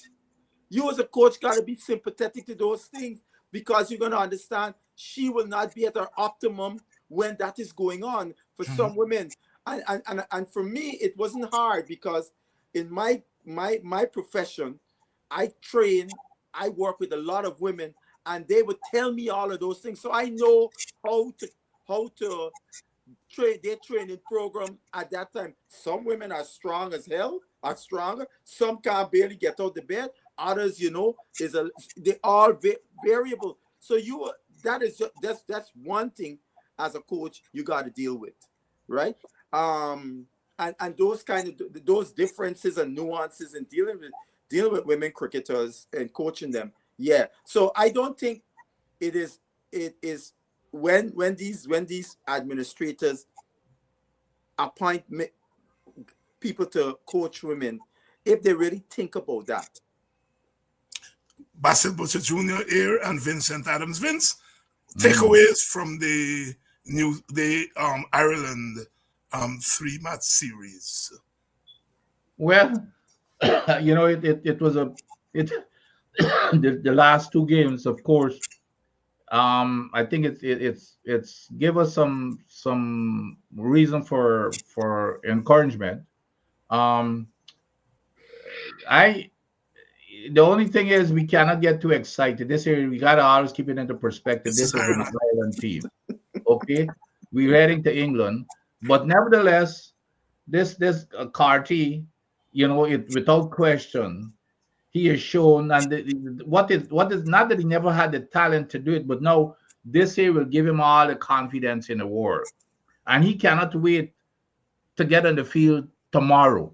When you see when you're so confident and you walk out there, it's just like you conquer anybody. You're not afraid anymore. So this guy is full of confidence. Shai Hope is also in form, but my concern is King, because he lost his confidence. And when you start dropping catches and you're not making runs, you put the two together, it devastate you, because every time you go there, you're frightened to fail. Especially you start worrying what the people are saying back home, especially if people start saying he should be dropped and this kind of stuff. But I am encouraged. The bowling, I think it's very encouraging. I look at Seals. He had a really good, good spell. And this other kid, the Greaves again, solid. So there are lots to take away from it in terms of the positive. Now the A team, to be honest, has been very disappointing. Very disappointing. We look like an ordinary attack. Even I probably could have put down my whites and go there and make a run. They look so ordinary. In that bowling attack. So I'm hoping that they make some I don't know how to correct it, but I'm encouraged by the big team. But we still gotta wait until they go to England to see what is gonna happen. But everything that I see in the team after the first game, and so let's put it on adjustment after the first game. They adjusted, but this year to me, I look at the New Zealand the games as a practice for when they go over to England. Yes. Yeah, it's to use a Ghana vernacular. They played Northcote, and now they're going to play Keys Cup when they arrive in England, right? And in the South Africa, I expected that. You could look at the South. Some of these South Africans, I don't know them, but because of when I follow South Africa and see the level of players who are on the fringes and so on, you could see those guys are cut above our guys. Yeah. You know what I mean? You could see they just think about it. They didn't bring a lot of fringe players in terms of the fast bowling unit. They didn't bring them. I mean, a guy like Kotsia, who only got 4 test matches, you would expect him to. If Mapaka, for example, because he's in India, if he was available, he would be another guy they would want to bring to give experience. And you can imagine if they had Mapaka and Kotsia there, them two men who could both 150 pro. Yeah, but still, I'm impressed. I'm gonna remember. No. You remember how I like Gil? You remember how I spotted Gil? This guy, I know he's 26 years old. The guy that made 100, that guy can bat. The wicketkeeper. Yes. He can bat. Yes. That guy. Here. And the thing is, what I liked about him, he's got solid defense, and he does not make a mistake on a loose ball. No. Soon as anything that is loose, he's the thing that impressed me about the South African batters is their techniques. Yeah, very good, solid techniques. Even the tall man who make the 50, who is like Yes, all yes, rounder. yep, I yep, remember the first game, the first ball he faced, the way he drove the ball through the cover. I yeah. said, this time, man, look all right. Because you know, Vincent, you can see how a guy set up, shape up when you see players stroke and set himself. This guy Yep. here, And this guy. the captain looks good to you. Of course, he Yeah, get one out, but and the other he looks one, good. well, what they would call him in South Africa, the collared Jason Smith. He has made 250s in both. I think he 50s in both games. Oh, yes. Yeah, and throwing wicket too. Throwing wicket in both games. You Let, can let, see let, the way let me ask the way he is just like he's just flowing as he strokes the ball. Yeah. Yes. let me ask you all this, and but you may be able, because you know these guys behind the scenes. Oh, you have an A team, and I'm not being insular here, but my gaze goes there first. In your A team, you don't have a Sinclair. Mm-hmm. You don't have Tejnarain, Chandapal. You don't have a Niall Smith, and so on. And Ali Mohammed, who I think should have been in the 50 over team, right? You're throwing him in the 4-day team. What is happening? Is there something that is going on behind the scenes between the Guyanese board and? I think where Ali Mohammed got picked as where he deserved to get selected, because he was outstanding. Yes, he was outstanding in the 4-day. I understand that. Right? Understand that. And look, I think Neil Smith should have been a guy in the 4-day team also, right? But he's in no team. Yeah, the 4-day team. I mean, it's interesting that Savory is the wicketkeeper. Yeah, and he doesn't wicket keep for that. Where is Jason? Where is Joshua De Silva? Well, that is a great question. Is Joshua De Silva what that's telling me? Joshua De Silva is not in the test team for the start. Yeah, it don't make sense. Because I agree with that. Because what they said they were doing, this is not a usual A team per se in the 4-day games. That is because it's the proximity of it to the test series against Australia. The guys who are not in England, you see a lot of them in the A team, in the 4-day team. So I mean, so some guys that we would have thought that might have get to play, but in this 50 over, I asked for this guy, how this guy Tyson reaching the team. Yes, that's my. I'm asking, what's the rationale? What is the rationale? Where did he come from? Where did he come from? He's a Windward Islands guy, but this guy Tyson is clear. You can watch him and see that his cricket is not that of that level. The eye test could tell you. I watched Tyson play in the 4-day. There was nothing about that. He got a 5-wicket haul in one game. So what, right? But you could watch it. You know, if you know to judge players where they're stepping up, you look at Tyson and say, no, I don't know a team. As a matter of fact, he dropped that same guy who made 100 already. Yes, he did. You know, so I asked the question, right? And I said, and they got this scouting system that they picked Tyson. I know Big Mark come in the chat and said, but you start his story, you the scout. I said, boss, we obviously don't have a proper scouting system or those who are administering it to feel this guy is A team worthy. But you still have not answered my question. Who's up? There's no right chance. No. Oh, let me finish. Sinclair, these are guys who were in the test team. Yes. Are you saying to us you're done with them? Here is an opportunity. Here is an hold on, Butcher. Here is an opportunity to give these guys a chance to come back and get some confidence and so on. And you're bringing in players, the Tysons of the world, who are not theoretically on the radar as reserves. No, Dr. Hinds. All right, say Hindsy. I do not think Chandapal would be a guy you want to bring into the 50 over team. No, I'm Chandler not talking Paul about 50 over, man. Chandler Paul, a guy But like you stop. I'm not talking about 50 over. No, well, I that am is saying even in the 4-day team, No, well, hold you on, don't have a place for them. Hold on.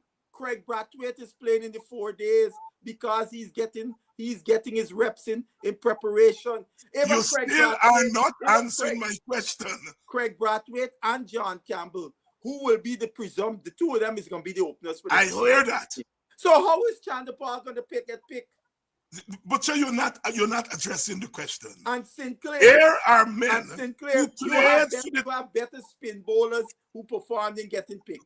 But you're not getting my question is these are men who are down on confidence, right? Here's an opportunity and a team comes. Just as you want to find a place for the players who are going to be in the test team. I'm done with that. You also want to use this opportunity for those who are down on confidence to get some. So you're killing two birds with one stone. Anyhow, but so you come in. And Vincent could back me up. Look, Vincent, look at this guy, for example. Joshua Bishop. One of the leading wicket takers as a spinner. All rounders. He ain't get picked, but you call him for Sinclair. No. I am also. Look, it is not. Butcher, it's not about the names. Right. I'm saying, I'm asking, what is the thinking? I agree with you. There have been some poor selections. I also think there's a youngster named Tucker Bowen, wicketkeeper batsman from the Leeward Islands. Yes. I mean, the academy. He's what would have been my keeper in front of Savory? Runs, and he's a very, very competent gloveman. He scored more runs than Mr. Savory. But Savory get picked. Here's what I agree halfway with Basil and halfway with you that time. No, I totally agree with like a Sinclair. Sinclair just come off a test series. You just can't push him aside with so many games playing. Okay, he can be in the team, but I cannot see right now that they've made the decision that it's going to be Brathwaite and Campbell.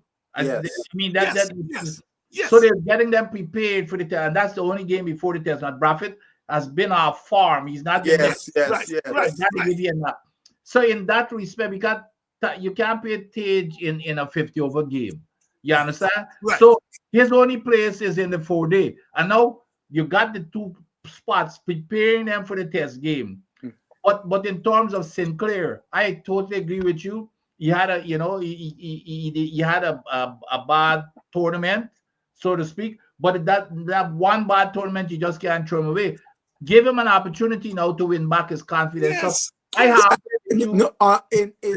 agree. I agree with what you guys are saying, but because of, I think Sinclair may have gotten a chance to play had it not been this situation where they're playing a lot of guys who are in the test team before the Australia as preparation.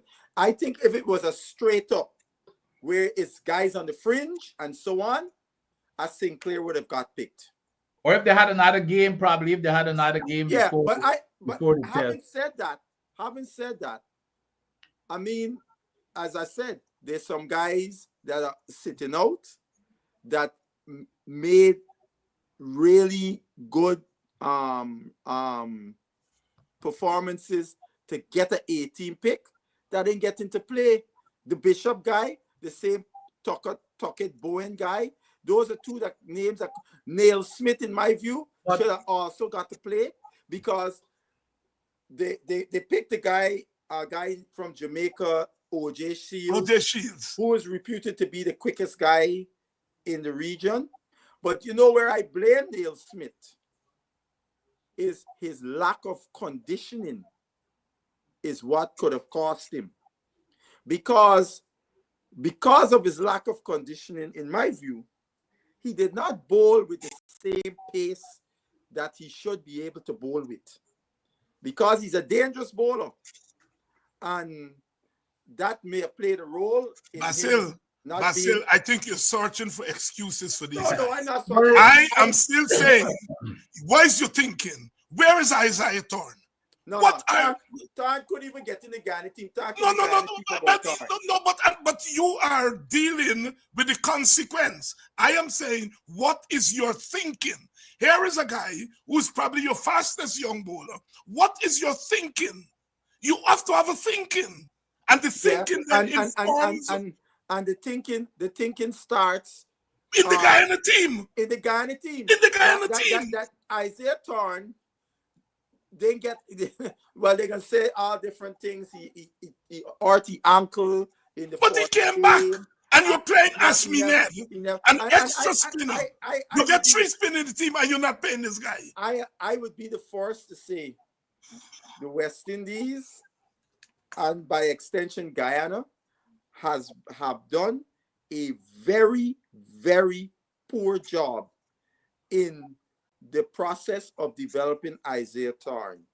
Right? Here was a guy a year or two ago, about 2 years or even 3 years ago, was our best young fast bowling prospect in the region. In the region. Now he is by the wayside. Now, what's going on there? Why is that so? Right? Because sometimes I wonder this. When we get players of that kind of talent these days, one of the things we do with them, we just push them in a corner because we don't have the wherewithal how to take them to the next level. But So you know, Look at what the Indians have done with that 14-year-old boy. They spot a rare talent, and they promote him. Yeah. They promote him to the senior team. And I'm saying we are in this nonsense in the Caribbean about seniority and so on. I am saying if you have an attack that has Shields, the two Joseph, I think that is it's not it's a superior attack, but compared with the rest of the world, it's a fairly good attack. No, You can get an Isaiah Thorne in that mix, knowing that he's not going to make the first four, but he's here. Let me tell you something. Isaiah Thorne, in my books, should be in England right now, be playing cricket this summer. He should have been in England playing cricket. And that's something West Indies board should have facilitated to get him to England in some seconds, playing seconds in some team, because he's a prospect. He's one of our best prospects. And you know England like fast bowlers. England club teams like West Indian fast bowlers, right? But he should be in the team that is there, understudying those guys in Ireland and thing. Look at what the Indians have done with the 14-year-old boy. Well, let me and that's boldness. Last year, Isaiah went up with the test team to England, and he went because I texted him, and he said, I say, I hear you back in the region. He said, yes. I said, where in the region? He said, Barbados. I said, I in Barbados too. He said, where you at? And I tell you the address. He said, I can see in 10 minutes because where we stayed was walking distance. And in 10 minutes, he popped up.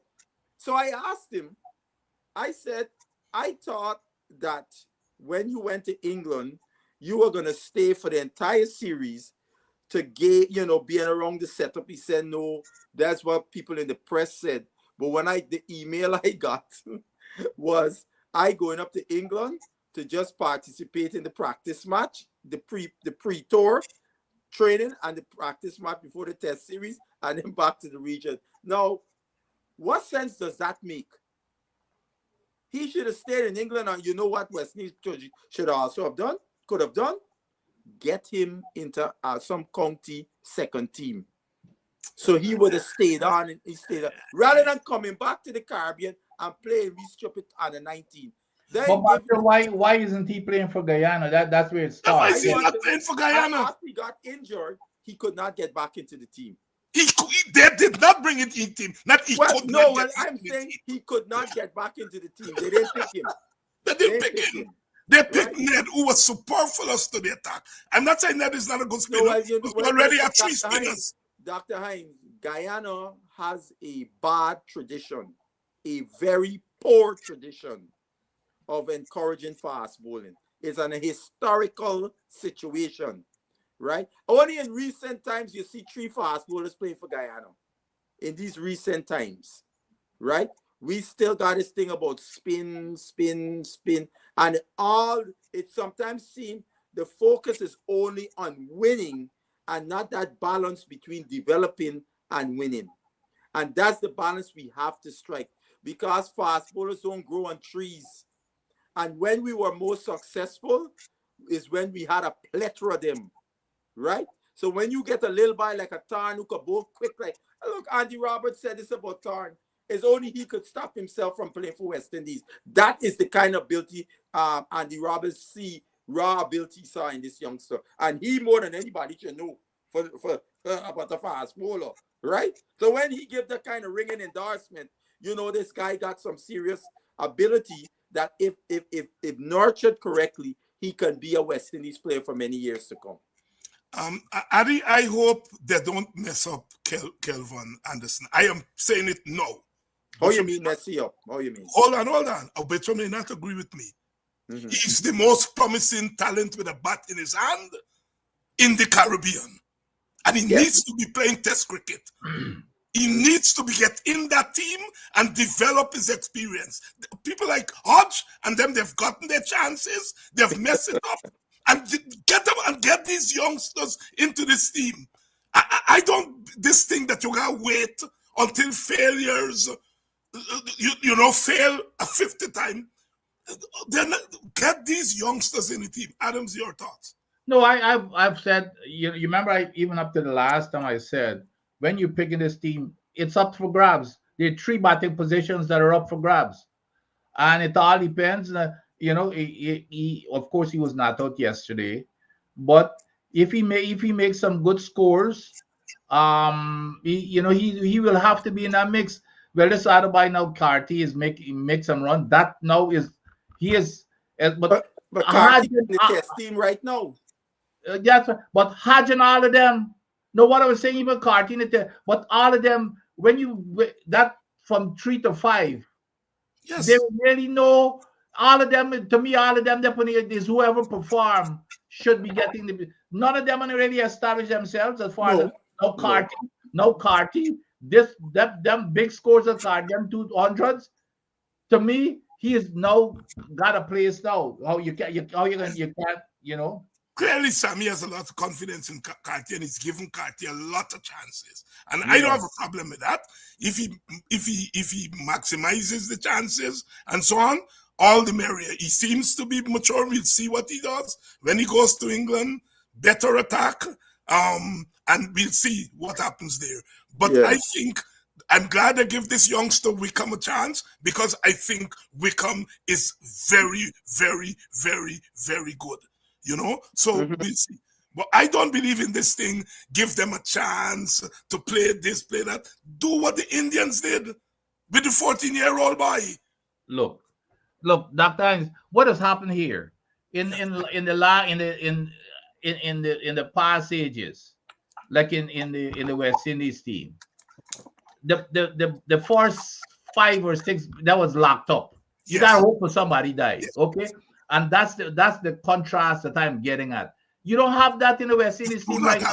That's right. Open. That's right. Whoever is on farm and making runs, until somebody establishes themselves going into and making runs, they have got to play if Anderson is making runs, because none of them are ahead of Anderson as far as I'm concerned to put them in a team. They have two places in the middle order, in my view, that are open, because Chase is going to battle in the middle order, and Atenes is going to play. Atenes had a half century in Pakistan, right?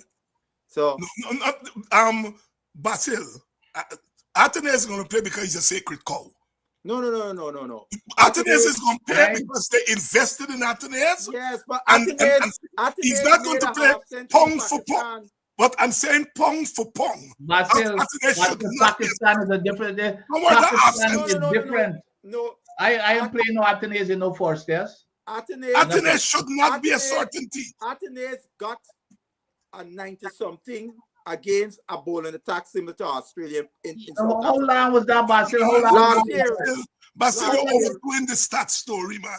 Last You're year. overdoing the stats. No, you can't just tell me but Anderson, because you see Anderson doing week No. in first class in week cricket, and a man who make runs against top attacks, you throwing it on the one side. How often he made the runs against top but attacks? that's West Indies cricket right now. That's West Indies cricket. 20-something average batsmen. That's unfortunate. But when you look at it, Athens, if for them, he should have been dominating here, okay? But right now, I'm saying Athens and all of them, Carty come true. But all of them, to me, Hodge and all of them. No, well, why I say two places. Hodge, I don't have Hodge as a certainty. And then you get a space open. Right? So it's two places because I know Athens getting picked. Yes, I know he getting picked, but not because he deserves to be picked. picked. And Chase is two in the middle order of the But four. Chase got up here, Chase. Yes, yeah. So we got there are two places open. Now, Anderson goes and does business in those test matches. He puts his hand up because the South Africa team is clearly a better team than any one of we jokey first class teams, right? So if he goes and make runs there, A team, that is what I said to all the Anderson fans, where they want just to put in the West Indies. I said, no. Let us see him first in the A team. That's what I said too, Basil. He got to make runs. Yes. Whoever's Once making the Anderson run, make runs in the A team, Anderson totally is agree in with the that. West Indies squad. I was hoping yesterday, and that's why I was rooting for him when that rain came. He was going good, so I said good. He was going good in the first game and farted something, and then he had an LBW there. He looking for something and get it straight ball. Yeah. Listen, Chase is going to bat at 6. Yes. Imlak is going to bat at 7. And the 4 bowlers. They'll have to play Warrican and 3 fast bowlers because Warrican is the vice captain. Right? No. Not because he's the vice captain. If we turn up on the Barbados pitch and it green just like the field, what you play Warrican for? The West Indies selectors are not going to do that because they're not rational. They are not rational. They are not going to name a vice captain and drop it. Logie sit down for the West Indies team. Yeah, because West Indies was strong and Logie said drop me. They're not dropping Basil. They will not drop him, Basil. Warrican, to his credit, he was on the Mason shoulders Tuesday gone. And to his credit, acknowledged conditions. He said, I could be sitting down. Well, that's we hope that happens. That would be asinine to name a vice captain. So name him a vice captain and then that would be really that would make them. Well, you see, in my view, they should have never named a vice captain. That's right. I agree with that. But having named him, they can't drop him. So for me, I'm with Adi here. 3, 4, and 5 are open. That's right. It's open. All of them are in the mix, including the Silver. Right. Including Anderson. No, I don't think all of them are in the mix. Because if Mr. Silva was in the mix, I think he would have been in one of these games. Basil, we are trying to be rational here. No. Hold on. The selectors are irrational. No, but hold on. We are saying here, if you're thinking rationally, the Silver should be in the mix. Yes, but I am saying to you, I am going by what the West Indies board said. Yes, they said all the test players who would not be in England will feature in the 2 4-day test matches. Yes, and when I didn't see Mr. De Silva name, but here this part here. If indeed they don't pick De Silva, they got to answer some questions, because how could you interview a guy for captain of the West Indies? Yes. And you don't pick the man? That would be some crazy Basil and Adams, I have a sneaking suspicion. Those selectors are going to sacrifice Imlak and put No. Hold on. I am not saying that should happen. I'm for Imlak. Imlak is one of the captains. Basil, you're not listening, man. I listening, yes. I am saying Imlak earns his place behind the stump as a first keeper. Yes. But those irrational chaps. No. Sammy in the bad. I know Sammy You bad can't be against the bad. here, Dr. Hand. I would have said that there was a chance to say what you're saying, but you know what? Imlak, because I was always saying that this boy he's not. We know he's not a better wicketkeeper than Imlak. But when he started making all them runs, I said, "Oh, geez, that's Imlak go make runs." But Imlak come back and make and match. I am an Imlak man, and I'm saying Imlak is my automatic wicketkeeper batsman. Imlak is automatic. The craziness I've seen from this selection, well, there's not a committee. It's one man selecting the team. It's one man. The craziness I've seen from that one man in selection, I will not be surprised if to appease Joshua and the Trinidadians, the sacrifice. I know it's Guyanese, we don't like you. We should be using that word. All right. If Sammy want to get they can't be that be a face. All right. We ain't dealing with the people region, right? Now you go and pick the silver in front of him, like we gonna run it out to the car. That can't be that be a face. No. Sammy by Let's hope they don't do that. When the 4 days start, Basi, when the 4 days start? Let me see. I'll tell you. The 4 days starting not this coming week, the week after. Oh, so we got okay. We got a little time. Or later on this week. No, Sunday. It starts on the weekend. Check, Bishop.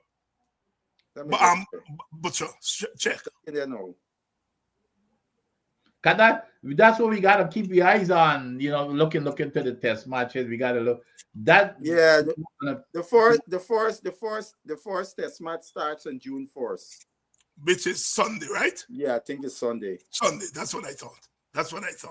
So we shall see, because I think they're going to do some craziness with that selection.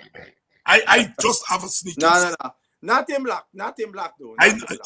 If our scout, who's we scout? He got the position nailed down. Who's the guy on the scout? Sarwan? The guy on the scout is Mr. Sarwan. I wonder where's his voice? Where's his voice? No, with all this stuff that's going on. As a scout, he just gives them information about Guyana cricketers and a rundown about all of them. And then the what they call it, the talent ID manager then will take it, and he and Mr. Sammy, he gives Sammy all the different players and so on, and then Mr. Sammy, with coaxing from me, make a final decision. So who is coming home? Who is coming home from Ireland? Because I noticed John Campbell is coming home. We know that. Shamar is coming home, I understand, because he's also playing in the second test. The second test. So he coming home. Yes. Who else coming home? Campbell and him.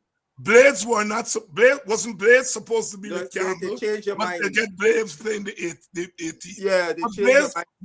Didn't they pick Blades to go to Ireland? Yeah, but it seemed like maybe what happening here, Shepherd may be missing the ODIs, but Shepherd gonna be in time to play the T20s. Yes. Right? By the time the IPL gone done. So they change up their mind. They worry with bring Blades to England. They worry carry Blades to England. So Etmayer is coming in Tuesday in England. Yeah, I think he coming. Adams by. No, you can't show up a visit. It's you by. Me. You by. Might just being sarcastic. I know Doc. Hinds, you there for pin and needles for your buyer. I was saying to Adams, when they come to this T20 team, the captain don't like open. So he gonna slap. No. He gonna open. Wait. No. Sorry. Butch, the captain don't like open because when he open, his weaknesses. So he gonna slot himself in the middle of the T20 team. So he. But they ain't pick. You know what's They interesting? picked the team. They released it yet. But I'm sure they they picked it. released the T20 team yet. Yes. Release up yet. So you get Puran Yeah, Mr. in the Puran. middle. You got But Ian they in got the the batting 3, no? Yes, so Puran, Hope at 4, our boy from Guyana, the boy from Enmore, Rutherford. Rutherford. Rutherford is 5, Chase at 6, and then you have the Shepherds and the Bowlers and so on. Where Adams' boy Etmire in that team? Etmire is only going to get into that T20 team if Hope opens. Which means if Hope opens, then King gets dropped. Then a drop King. I don't. And I believe that's what. And to me, that's King's stronger format, the T20. I think so too. In the first, at least the first game, then a droppy. So Etmire has no place in that T20 team.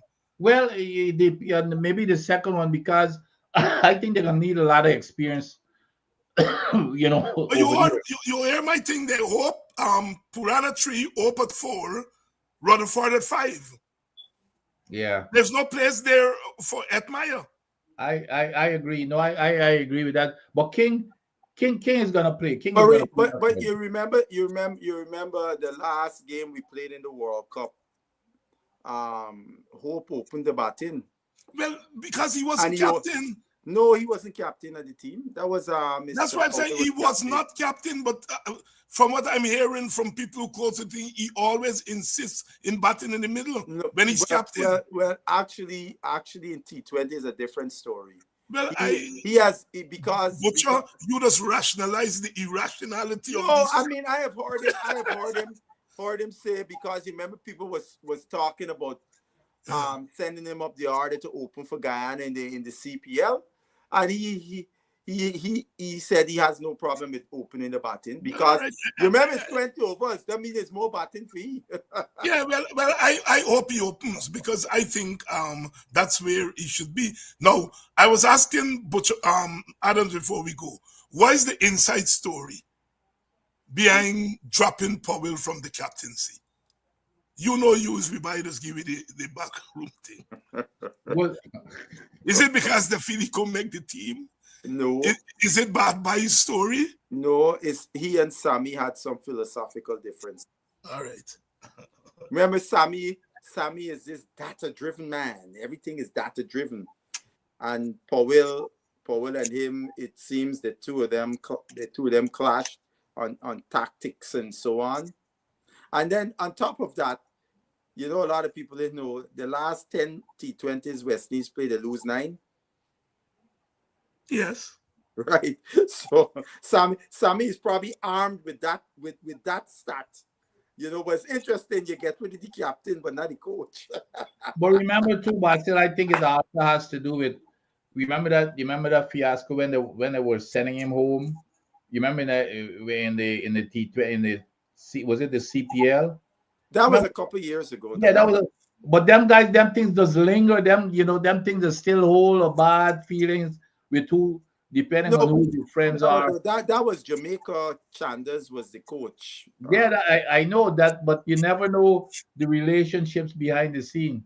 Yeah, because I listening to even you could have gleaned Sammy at the press conference. That there was some philosophical differences between the two, and tactically and so on, between the two of them. You know that why they got rid of Powell. But it's interesting. You're data driven and all these things and so on. The captain get rid of. And the coach and get rid of. The coach still manning the ship. The coach right? So I don't know if Shea Hope is seen as a data inclined guy like Sammy, and he is gonna run the ship like how Sammy wanted the ship to run. You know, I just feel this end with this. I just think Sammy is too much in, and Sammy, in my view, should be stepping back. Let the captain get all the glare. God, is the captain is man the ship when they walk out there in the field? Is the captain want to set the culture of the team that he wants to lead, how he wants the guys and so on. Sammy is not captain no more. Ishe Hope is the captain.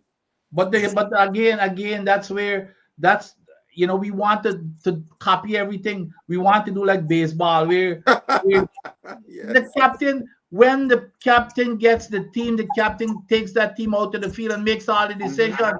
But we want to do like baseball, where and football, where the coaches call all the plays. That's nonsense. That's not cricket. That's not how cricket is being played. And that's why you don't get me on my soapbox here about all these coaches. All these coaches, assistant coach, a leg spinner coach. You didn't see what McCollum them did? They fired, they got rid of a lot of the analysts. Because McCollum said, we don't want so much of this Exactly. thing. We want guys to be able to stand on their feet to read the game and those things. Do you know what I mean? Because when you walk out onto that field, your data could say all of this. Exactly. You a captain could see something. Absolutely. Wait, boy, this batsman, look how we playing the ball in this area here. The data didn't tell me nothing about this. I can set the field and tell me, bowler, let we attack this and so on. Exactly. So you want guys to be able to think on their feet.